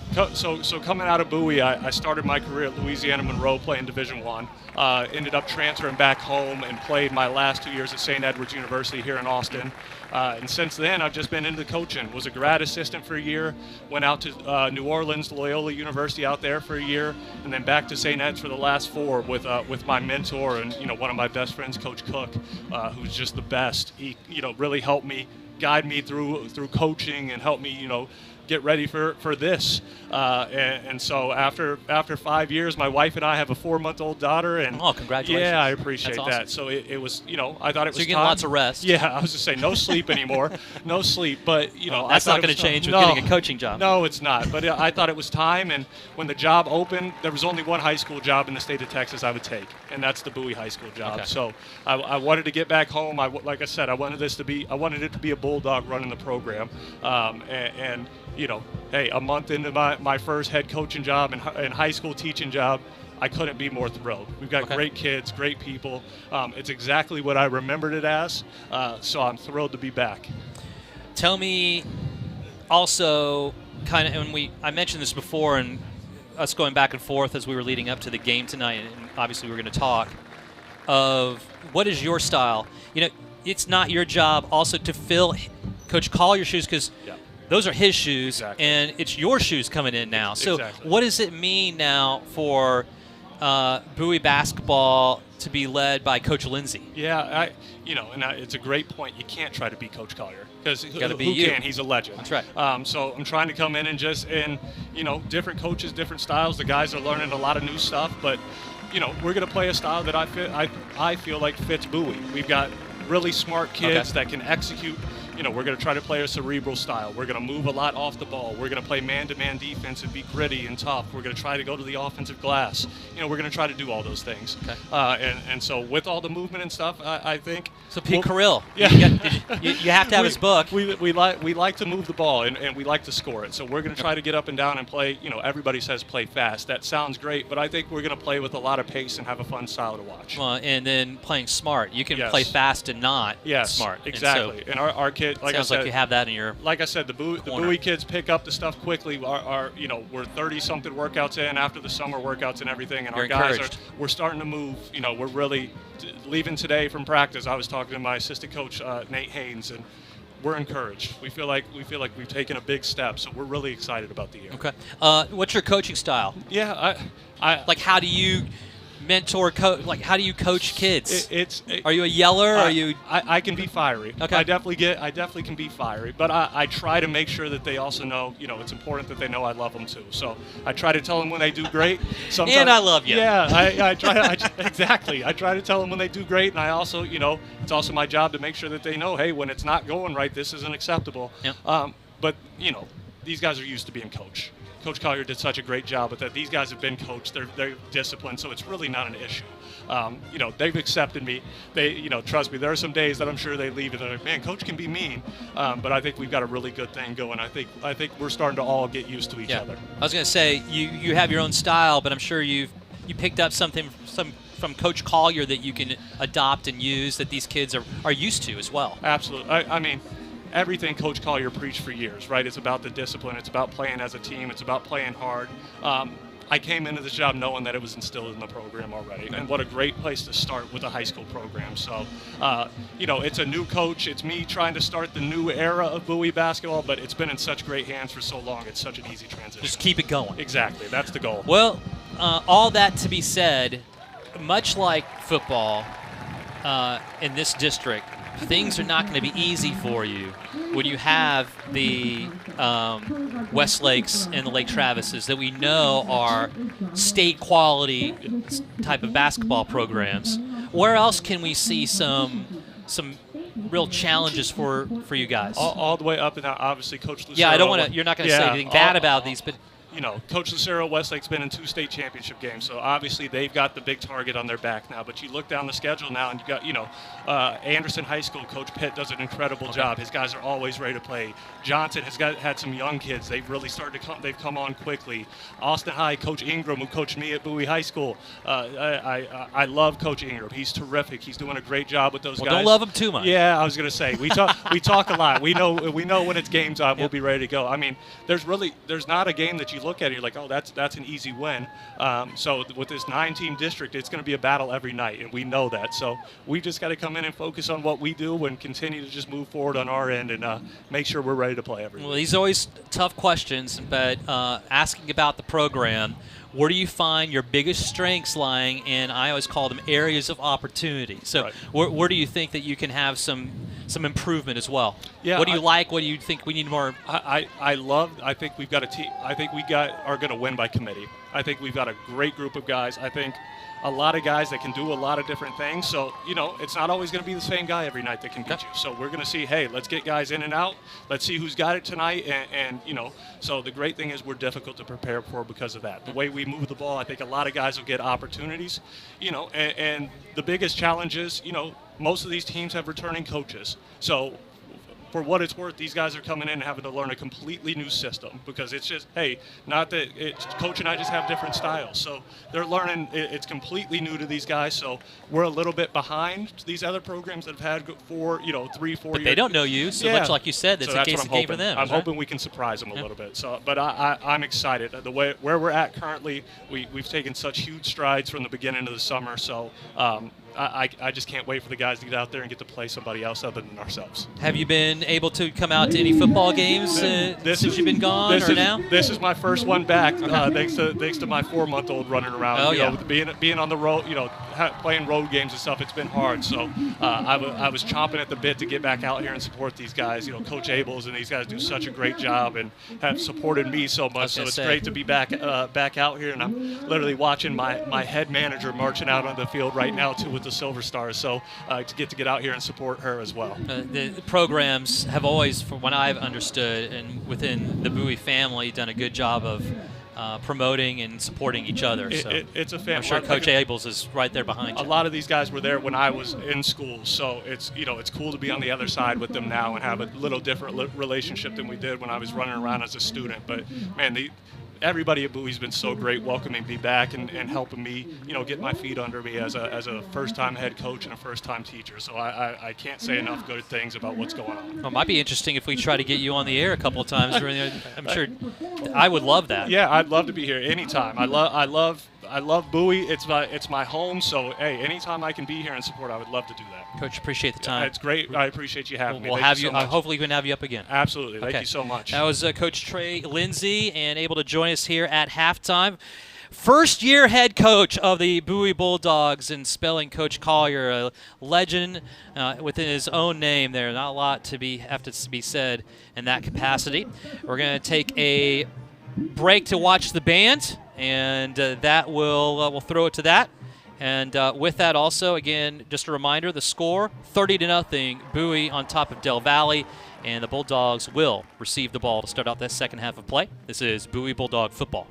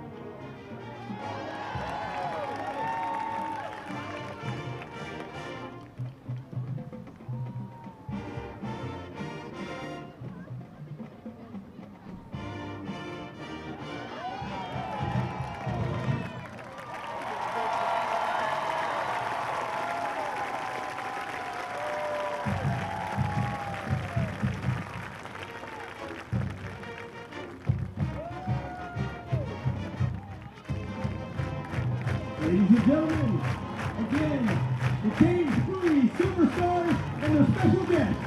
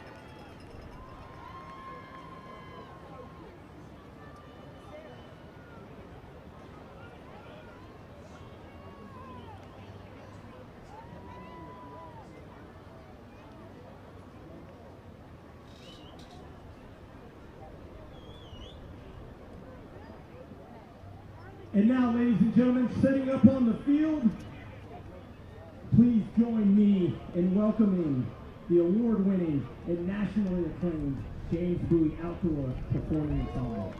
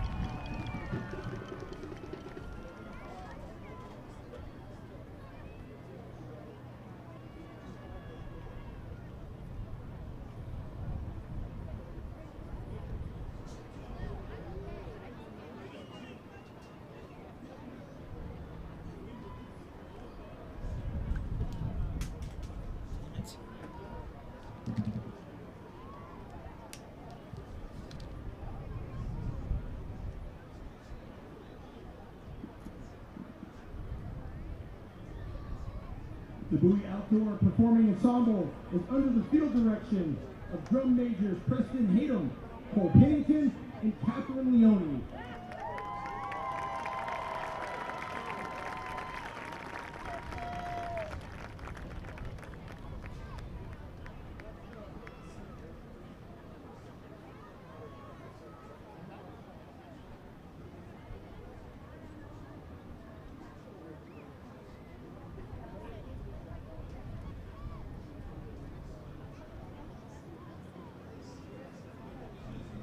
Tonight, the James Bowie Outdoor Performing Ensemble will be featuring their 2022 marching production entitled Revolve. They will be performing 2 movements of the show. The musical selections will feature I Remember by Deadmau5 and Inferno by Oliver Davis.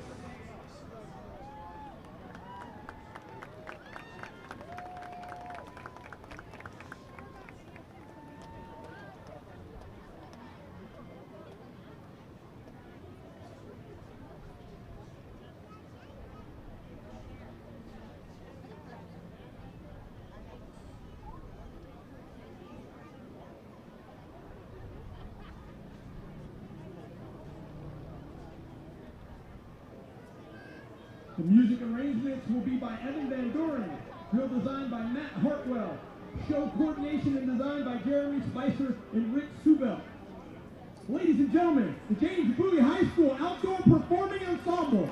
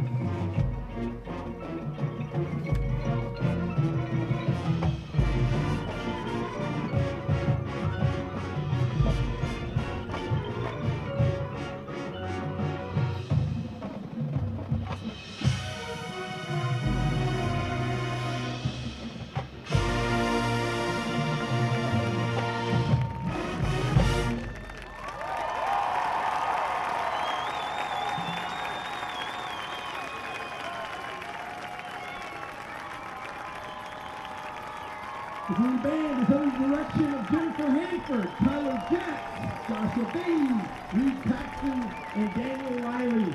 The section of the week is the production crew. The Bowie Band would like to wish the Del Valle Band the best of luck with this upcoming marching season. Ladies and gentlemen, again, the James Bowie Outdoor Performing Ensemble.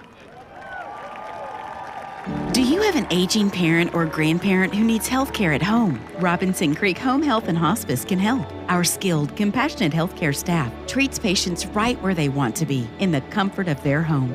Robinson Creek offers personalized programs including cardiac care, wound care, diabetes and medication management, orthopedic care and therapy, as well as hospice care. We're a local, female-owned company committed to doing things right. Visit rchomehealthhospice.com.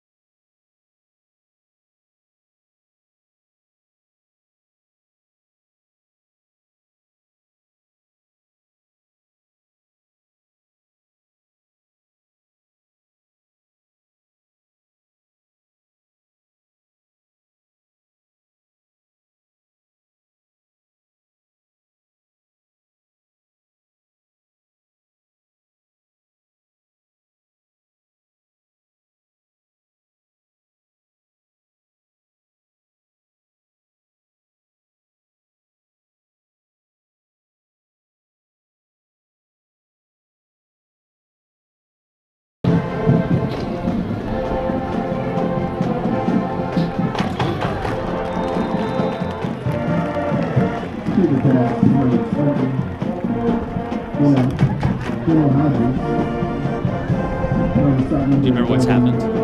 We're not making it hear me.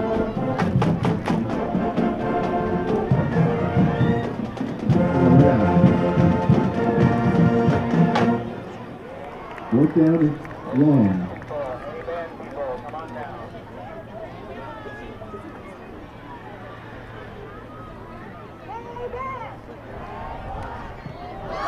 Okay, sorry about the technical difficulties. As soon as we get out of it, the special teams for Bowie gets in the mix and gets the block, and they've been so close, Steve, all game long, and this time they actually get to the ball.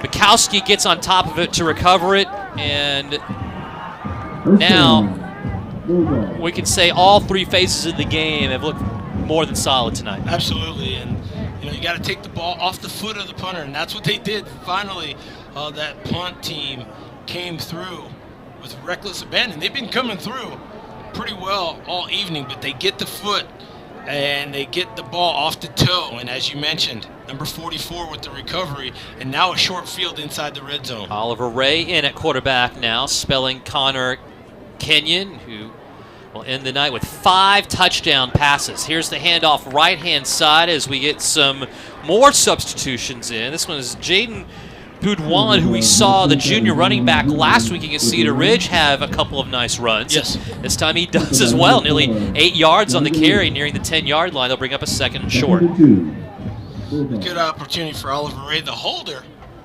The senior, number 17, playing quarterback D, and he likes to run with the ball. Yeah, we saw him last year also in moments. Yes. He does like the run. 2 receivers to the left, 1 right-hand side. Again, Boudouin out of the shotgun with Ray. Ray will hand it off. Boudouin has the edge. He gets to the 5, and he'll just get tripped up at the 3-yard line, saving the touchdown. Keandre Lewis, who has had a very good game for Del Valle.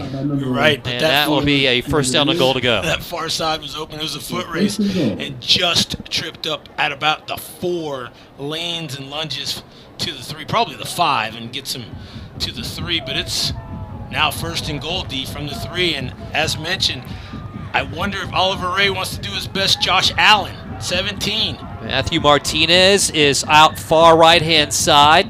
Ray out of the shotgun with Boudouin to his left. And it will be a handoff. Boudouin, and he'll get in for the score. Touchdown, Bulldogs. Boudouin from 3 yards out, and he'll get in for 6. Great blocking. Anyone could have scored on that one. But as you mentioned, number 27, the junior running back, Jason Boudouin, comes back in a little counter inside handoff from Oliver Ray. And now Ray, the holder, for Diego Nunez. Nunez in for the extra point. He's missed 2 here tonight. This one is up, and it is good. And that will extend the lead to 57-0 with 2 minutes to go in the third quarter. All Bowie up on Del Valle. This is Bowie Bulldog football. Do you have an aging parent or grandparent who needs health care at home? Robinson Creek Home Health and Hospice can help. Our skilled, compassionate healthcare staff treats patients right where they want to be, in the comfort of their home. Robinson Creek offers personalized programs including cardiac care, wound care, diabetes and medication management, orthopedic care and therapy, as well as hospice care. We're a local, female-owned company committed to doing things right. Visit rchomehealthhospice.com today.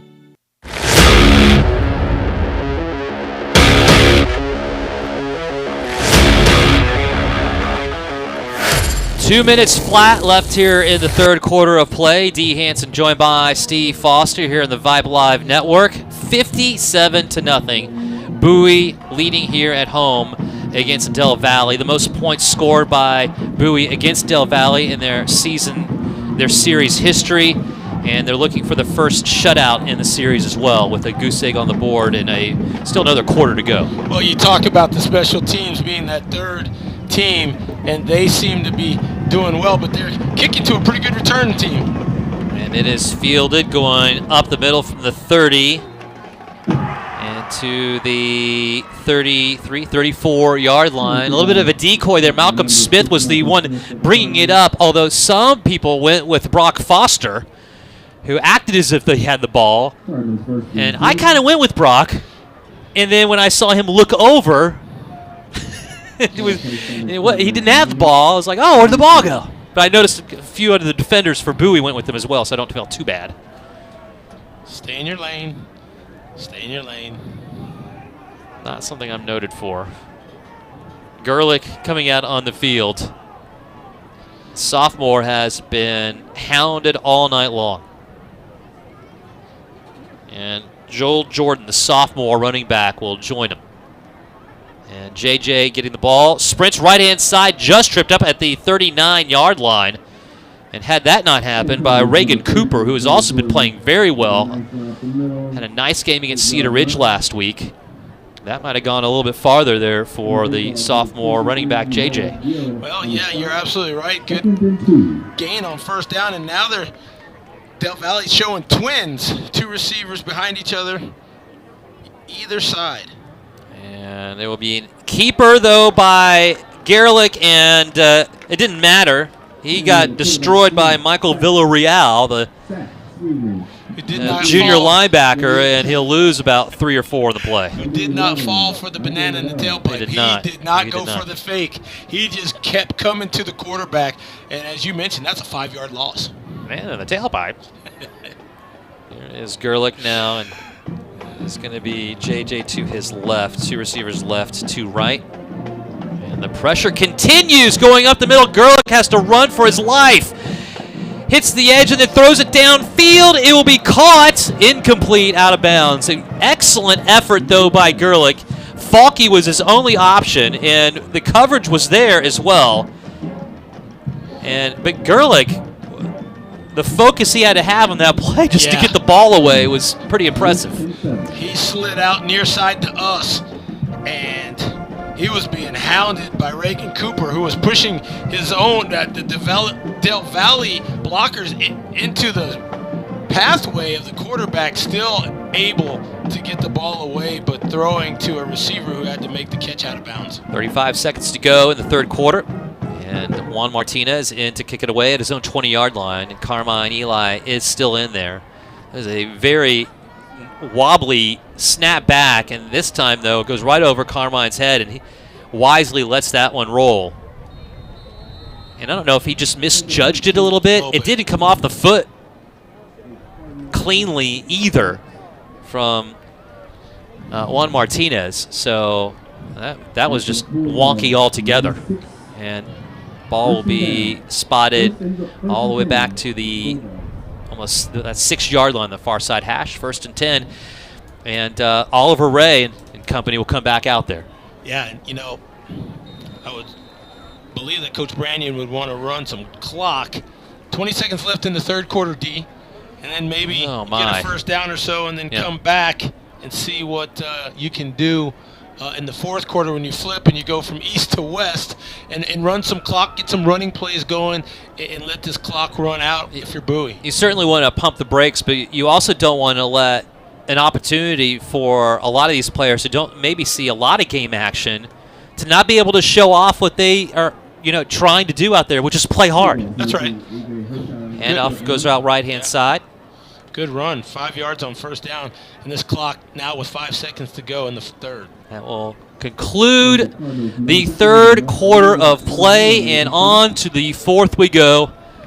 And what has been a game that has been well in hand from the get-go here for the Bulldogs. And not one to run it up.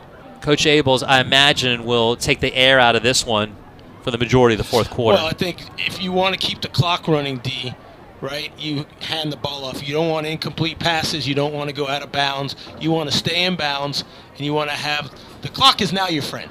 And so you want to do something to allow this Bowie offense and defense to have players that are not usually in the game to get some good, real repetitions against an opponent that – is not practice. This is something where Del Valle, even though the scoreboard is lopsided, they're still going to fight. They're still going to have first-teamers in attempting to move the ball. This is one game, and I'm sure that's how it's going to be perceived on the sideline for Del Valle. They have more district games to go, and they can't give up at the beginning of the season, especially at the beginning of district play, and say because we have one loss, all is lost. That's not the case if you're Del Valle and you're the coaching staff coaching these student athletes. They'll return back to veterans, will Del Valle, next week to take on Johnson, the Jaguars, and then we'll come back to Berger to take on Aikens and the Eagles before running up on the 30th of September against the #1 team in the state, the Westlake Chaparrals. Yeah. Oliver Ray now switching ends of the field, will hand it off going right to left this time. And swallowed up, no yards on the gain here for Bowie. And Noah Gill in on the run. Yeah, good hard run, but great pursuit at the point of attack by Del Valle as their defensive line still charging hard and trying to see if they can force a punting situation from the Bowie Bulldogs. Hudson Hadley along with Matthew Martinez out left-hand side. Oliver Ray out of the shotgun will play action, roll out, throw to the near side sideline, and Martinez with the reception. And he'll have it near the 20-yard line for a first down. Good rollout near side to us. Certainly, that's Hudson Hadley with the reception. Oliver Ray coming to Hadley, number 88. And that's a great deal because now you get at least 3 more plays. The clock stops again. Starts again, excuse me. And now under 11 minutes with the ball goes Bowie right to left. Cole Janes near side sideline. Hadley out in the slot to the right. Handoff goes up the middle from Ray to Noah Gill again. And Gill will get about 1.5 near the 20-yard line. Second down and 8.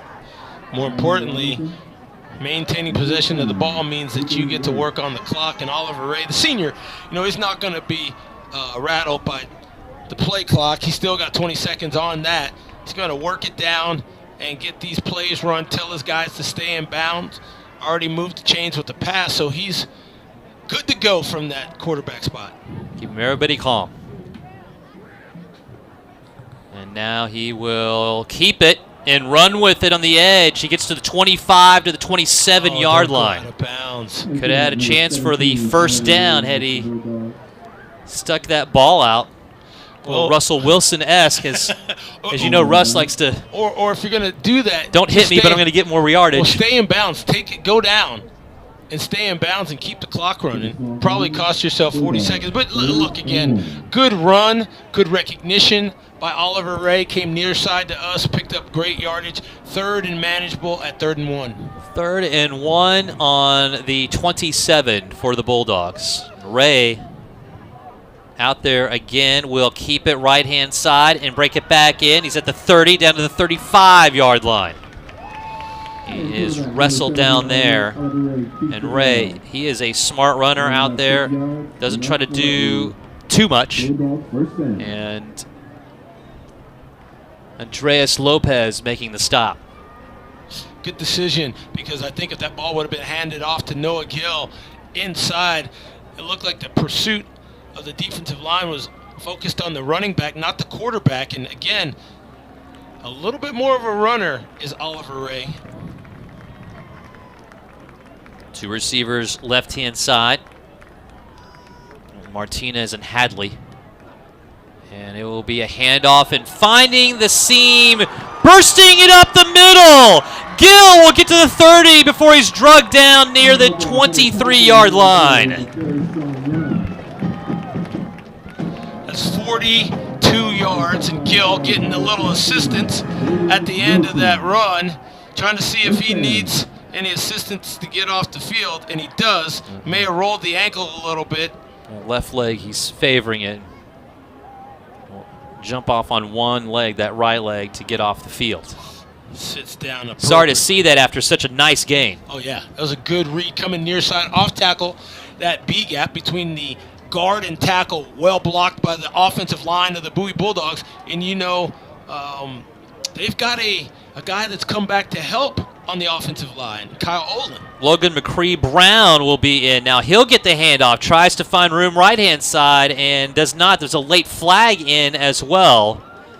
A little bit more shoving in at the edge of that play, and a player down holding his right knee for Del Valle on the far side of the field. All kinds of things going on. 8:14 on the clock, D, in the fourth quarter. But Kyle Olin coming back. And you know what, by the way, a nice scoreboard. We haven't really brought it up, but it's a brand new one, by the way. Yeah, it looks like a 25-foot, Dell computer screen. It's a screen, so you can do anything you'd like with it. And also the game clock above the play clock we haven't had. Yes. So that's also a new feature out on the field. So a little bit of money going into the facilities here. Just a little bit. I say a little bit. I'm sure that's like $1 bajillion for that screen. No but press box. Upgrade. Yeah. Upgrade you. And we're hoping the Del Valle player going to be okay as he's being tended to by the training staff. Very well put. It looks like good update. Mark. Moment where here, Steve, that again, we haven't seen a lot of these moments where the game was that well in hand this early for Bowie, but great opportunity for an Oliver Ray as you're one injury away from possibly having to start a game. These are the kind of moments where gameplay against anybody is helpful. Right. I mean, ask Connor Kenyon. Right. Because Vista Ridge last year, Diego Tello, and all of a sudden, you're thrust in. There's Ray out of the shotgun. Two receivers right, two left-hand side. Again, Logan McCree-Brown with him. In motion is Janes, and he'll get the sweeping carry, spinning past the 30 to the 28-yard line. Dislodging the pads a bit, but still a nice play. And it looked a lot better than it actually would have gained. And it's still second and long, about 14 needed. Cole Janes coming galloping near side to us. Made a nice cut. He did. But the defense quick to react. But Janes had the vision. He found the crease.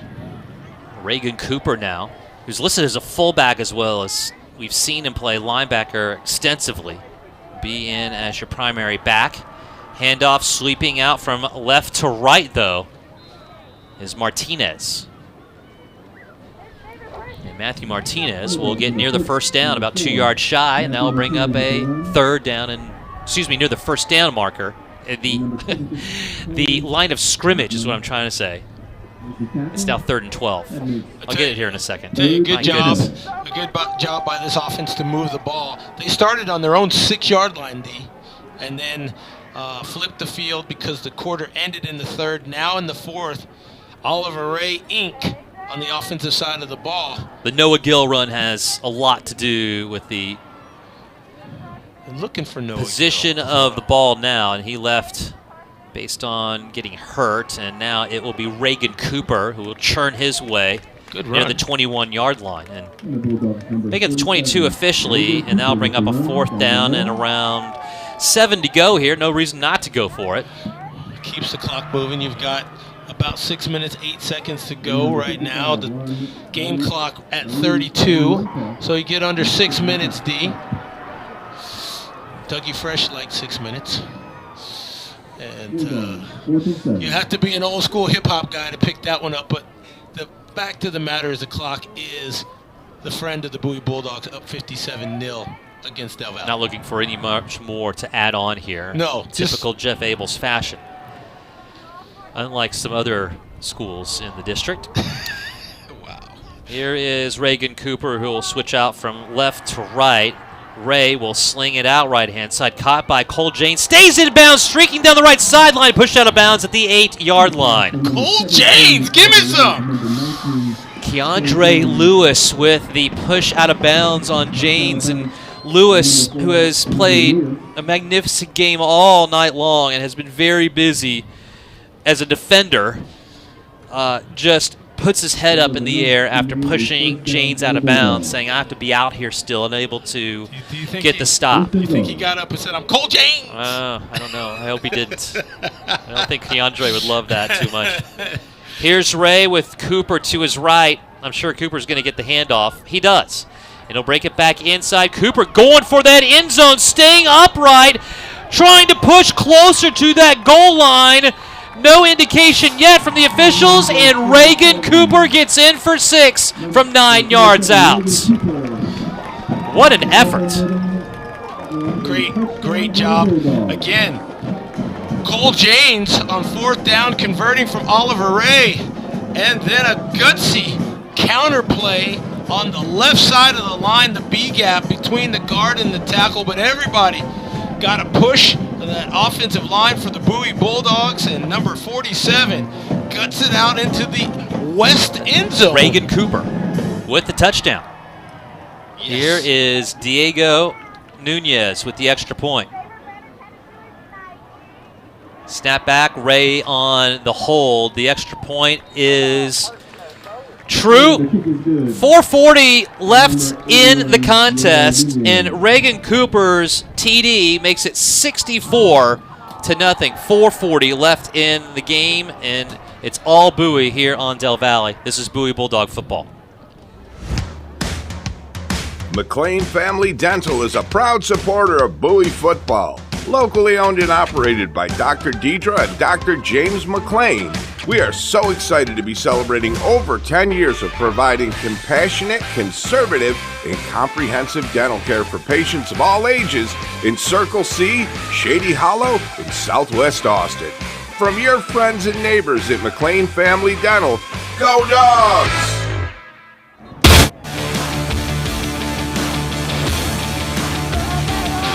Bowie Bulldogs have looked impressive here this evening against the Del Valle Cardinals in all facets of the game, and now you also have players that might not get in the mix all that often, especially on offense. Reagan Cooper, we've seen come in defensively, a linebacker position, but tonight he got a handoff from 9 yards out. Looked like he might get 5, 6 on the play, and then he just kept on going. Yeah, and a good push. Now you can assist the rusher by pushing the pile, and the pile one going west. Used to not be a thing. You could not do it there for a little bit. Just a little bit. Sadea Jabi will kick it away, and it will be short fielded at the 5-yard line. From left to right, brought out by Vontae Jackson. Far side sideline. He is brought down near the 25-yard line. They'll bring up a 1st and 10 for Del Valle. Look to do, if nothing else, get a score on the board. I'm sure they're eyeing that actually as being a goal. You never want to be blanked. Yeah, and I think you can do it. You got 4 minutes, 25 seconds, all 3 timeouts. You're going to be playing against some very good backups that have held their own now, D. They have. Gerlich stays out there. The starting group on offense still out there for Del Valle. Gerlich wings it left-hand side. It is caught in the far side sideline, bounced out of bounds near the 35-yard line on that reception. And again, Del Valle trying to still get good quality reps. This is the first district game, and you can't shut your season down because of one game. Yeah, that was 86, which I don't have on a roster. So throwing it out left-hand side once again. It is caught once again. They like that far side sideline, and that is Caleb Garza who gets shoved. A bit dramatic on the falling down. On the roll. But still, it works. And Del Valle is already at midfield after a couple pass plays. They like working that left side with the flare pass. To receiver's right. They may take a shot downfield now at midfield. Freddie Thomas, he is a go-to guy, and now Gerlich will fling it right-hand side. And it is caught by the aforementioned Freddie Thomas, a sophomore wideout, gets 9 yards. Cole Janes on the tackle. Yeah. Cole Janes everywhere. Michael Villarreal had a big sack last time out. He's out there, linebacker. Gerlich now surveying the defense. And back to pass once again. Has a bit of time, now steps up and lobs it to the 25-yard line, and it'll be incomplete, overthrowing his intended receiver on that play somehow. I like that you saw a young quarterback, keep his eyes downfield. Could have run to pick up the first down, but wanted to really move the chains. And now at 3rd and manageable, at 3rd and 2, you probably still say this is 2-down territory with 2:45 on the clock. Gerlich now will hand it off up the middle this time. And that'll be enough for a first down by Joel Jordan, who has looked solid here in the limited exposure that we've seen, attempts from him from the line of scrimmage. It's not a running clock, but the clock being signaled to continue by the referee with 2:22 on the clock, even after the first down. 2:17 and counting down. Handoff again to JJ. Almost loses it. Gets broadsided.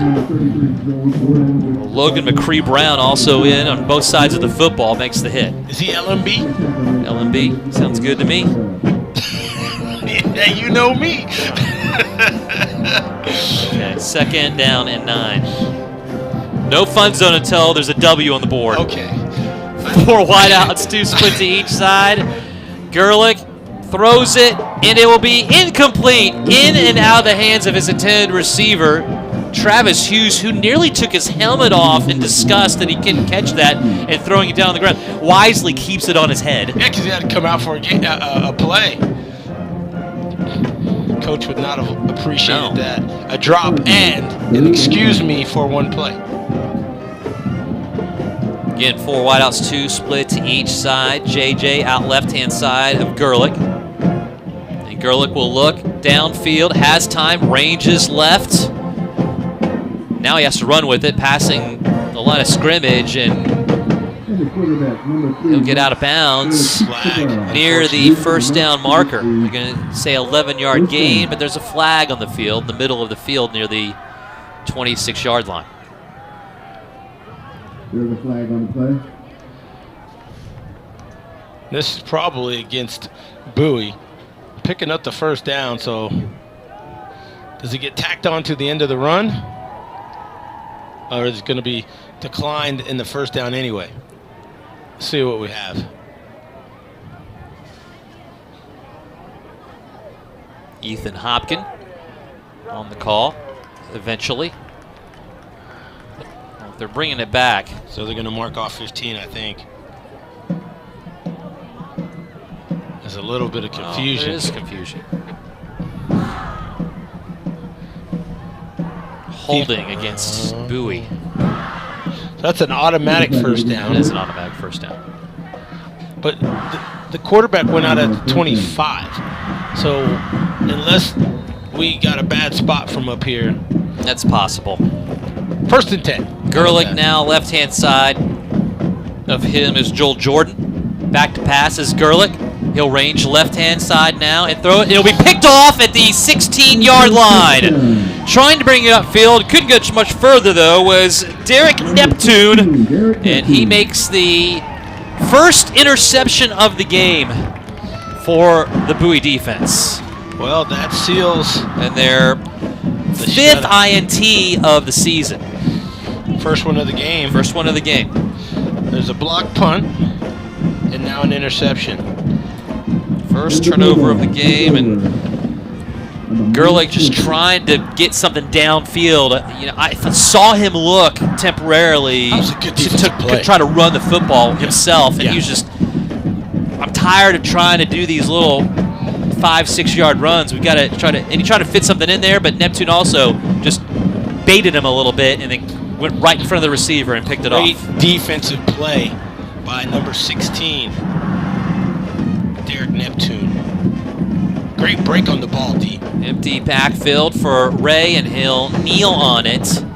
And I imagine Del Valle will not take any timeouts. Well, no, because what you do then is you go get that first down. You say, okay, and it becomes a wash, and then you're unhappy for the whole season. So, in a series that has been dominated by Bowie, it continues that trend. Talking like Yoda all of a sudden. Bowie with a 64-0 win in this game. The shutout we must keep. Yes, and the first shutout of the series. Bowie now 13-0 here against Del Valle. More importantly, 3-0 on the season, 2-0 here at home, and the most importantly, out of all the importantlies, 1-0 in district play, which been around these parts long enough, doing enough of these games, you don't take any of those lightly. You'll take them any which way you can, and tonight, Bowie did it every which way you could. Any way you want it. That's the way you need it. Can you add more perspective other than some lyrical lines there? Some lyrical genius? Yeah. Yes, I appreciate it. I think all three phases of the game for Bowie today, and in fact, I would definitely have given the edge to Bowie, but the way that they're doing it, the defense, you gotta love it. There's so many people contributing, D. You get the block on the special teams, you get an interception at the end of the game to preserve a shutout, and I know that's meaningful. You have the emergence of guys with 3 letters that we reference, in particular on the offensive side of the ball, Nehemiah Smith-Livingston. You have Connor Kenyon making great decisions, and of course, Max Barnes getting it done with a 20-yard reception in the first quarter, wide open near side to us. And the hits just kept on coming. You saw a 40-yard field goal. I think a complete game for the first district game for the Bowie Bulldogs here at home at Tony Berger Stadium. Bowie's now won their last 2 district openers, both of them here, or actually one of them here at home now. That's the most recent one now. And then, of course, last year against Austin High, 59-0. So 2 goose eggs in their last 2 district openers. And the defense continues to impress for the Bulldogs, not taking anything away from the fireworks that we saw from the offense, but this defense continues to the trend that we saw build a momentum around last year seems to have not really left off after different players leaving. We had 4 all-district players from a year ago leave this defense alone. And doesn't seem to really be skipping a beat whatsoever. No, and you have guys back, Dub,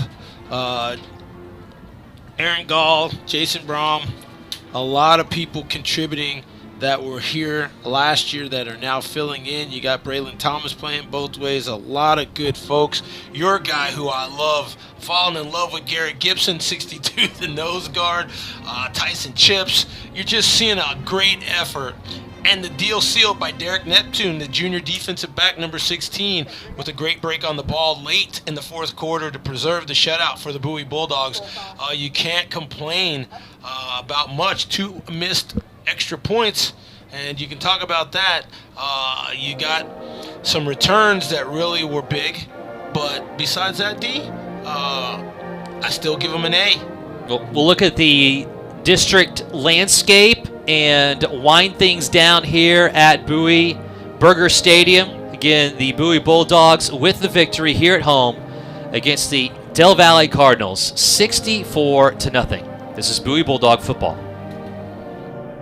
Are you looking for high-quality, compassionate health care for your aging parent or grandparent? Robinson Creek Home Health and Hospice can help. We offer a variety of home health and hospice care services, all administered in the comfort of home. Our skilled, knowledgeable nurses and therapists help your loved ones recover and manage their conditions. And in most cases, our services are 100% covered by Medicare. We're a local female-owned company committed to doing things right. Visit rchomehealthhospice.com today.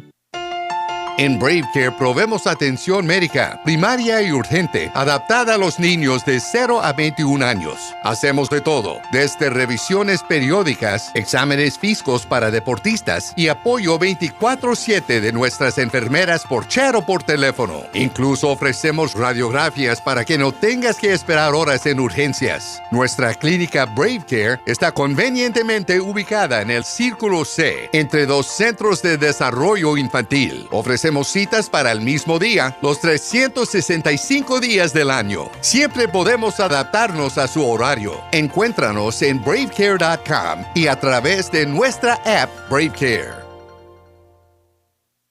At Circle C Orthodontics, Dr. Fidel Del Toro and Dr. Jonathan Kimes love making beautiful, healthy smiles. Utilizing the latest advances in technology and techniques, the team at Circle C Ortho can help you look better and feel better too. Their practice philosophy focuses on patient-centered, personalized care. They take the time to get to know you as a person, not just a set of teeth or braces. Circle C Orthodontics, no referral needed. All insurance plans welcome and affordable payment options available. More information at austin-braces.com, 512-394-0930. Are you looking for high-quality, compassionate health care for your aging parent or grandparent? Robinson Creek Home Health and Hospice can help. We offer a variety of home health and hospice care services, all administered in the comfort of home. Our skilled, knowledgeable nurses and therapists help your loved ones recover and manage their conditions. And in most cases, our services are 100% covered by Medicare. We're a local, female-owned company committed to doing things right. Visit rchomehealthhospice.com today.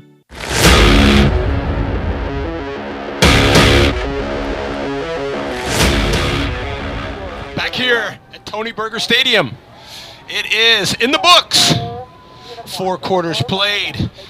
The final score, 64 for the Bowie Bulldogs and 0 for the Del Valle Cardinals. An interesting game that opened with a lot of firepower from the offense of the Bowie Bulldogs. And, of course, yes, Max Barnes starting it off. And I knew, and I talked about defense being the one that wins championships in defense because of Aaron Gall and Dub York, et cetera, Brady Brom. This team just really electrified in its opener for district play. And Connor Kenyon throwing touchdowns, 5. That's right, just like the Loonies. He's got 5 on it. And you gotta love what you see on both sides of the ball. Then you throw in a 40-yard field goal, you throw in a blocked punt, and an interception for a takeaway at the end, showing that all facets and all levels of the defense playing. Big ups to Derek Neptune with the interception. Also, gotta know that Reagan Cooper, the sophomore, he also gets into the end zone to cap off the scoring. So a lot of people contributing in this first district win. And as you mentioned, D. Hansen, the first shutout of the Del Valle Cardinals. Series, that's right. In the series after 13-14 games playing. And it's just good to see a team hitting on all cylinders and no injuries. There you go. Well, we had one towards the end with Noah Gill, the starting punter. Yes. We have to bring that up. Yes. He favored that left leg after a sizable gain coming in to run the football. Yes. Reagan Cooper had a touchdown towards the end of the game. We want to bring that out as well. But all around, Steve, you have to love a lot of the things that were gained by this team aside from the W. There are a lot of other players that saw some action in this game, or maybe one or two of the players that you really like what you saw out of them when they got in. After the starters. Yeah. Okay, after the starters? Well, I'm going to tell you, I like Oliver Ray. I like the fact that he's composed, he's poised. He can move this team down the field. He got his offensive unit. I mean, they started on the 6-yard line, D, and they moved the ball 94 yards, capped with a 9-yard touchdown run, as you mentioned, by the sophomore. Reagan Cooper. So, if you can do that and keep getting some time in, it really benefits the team with depth. Listen, your quarterback is going to be Connor Kenyon. However, you'd like to know that you can take him out once his job and night has been done, and you can have quality reps, not only just given as experience, but also with production by second and third team guys that are playing just as hard in practice and now get an opportunity to shine on a Friday night. It was a full packed home crowd, if nothing else. It was a full moon. And it was a nice moon there while I could see it during the course of it. Well, I thought it was a very pleasant evening for the most part. Yes. I know that Bowie feels the same way. The other thing, yeah, please. And you said this to me, but somebody got the word to the players about hydration. You did not see not any near what we saw in stopping of play because of cramping. Somebody got to the nutritional needs of this team. They figured it out. And they figured it out a lot better. I mean, a huge jump from last week. With the loss, Del Valle now 0-3 on the year. They'd given up 49-42 and now 64 points on the season.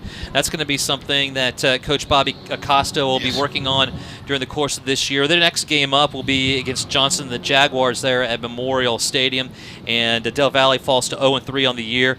0-1 away, or excuse me, 0-2 away from home and 0-1 in district play. Bobby Acosta now 2-11 in his young career so far with the Del Valle Cardinals. You flip the side, and Bowie with the victory, now 3-0 on the season, 2-0 here at Berger, and 1-0 in district play. Jeff Abels with 143 wins to his credit against 83 losses. And Bowie will move on to take on Anderson and the Trojans, who had a gut-wrenching loss last night to the Austin High Maroons, losing on a last-second field goal.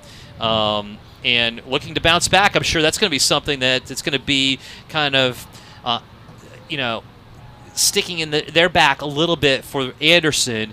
And I know that going into the season, they wanted to prove to people that they were a good football team. And to that point, they had proven that to a large degree, going 2-0 on the year. Yes. And then just that loss to Austin High. So they're going to be primed and ready to go at home. House Park is always an interesting place to go. No doubt. Reminds me of kind of going out to Lubbock. You never know what's going to happen.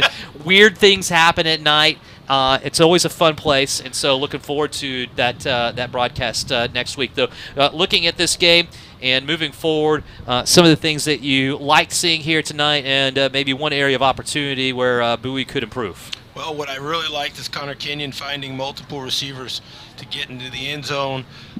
He found Carmine. He found, of course, Max Barnes and Nehemiah Smith-Livingston, NSL from here on out for 3 touchdowns. I do like that, And so that's you said, okay, great. Now you say, what about what I can be optimistic about? We got to get all the PATs, the point after touchdowns. You had improvement because a 40-yard field goal in high school can prove to be game winning from 40 to 49. And so you had a solid kick for a field goal from that unit. And so get those PATs figured out, and you could have a weapon with your field goal kicker as got well. A 40-yard field goal, Diego Nunez. If they found a kicker, even that much better. Yes. So across 26-6A, Westlake getting the W last night against Aikens, 1-0. You also have Bowie, obviously, at 1-0, and Austin High, 1-0. I don't know what's going on Johnson Lake Travis, but I'm assuming that Lake Travis is going to win that football game, and so 1-0 after losing their first two to start out the season. And then teams starting out their district season on a loss: Anderson, Del Valle, Aikens, and Johnson. And being a 9-team group, Dripping Springs has the off date. The bye week. So that does it. For them. It's over. So now they got to run it, and we'll see them soon enough. They got to run it like running down a dream. You know. You never know. That's going to do it for us here tonight. Thanks. And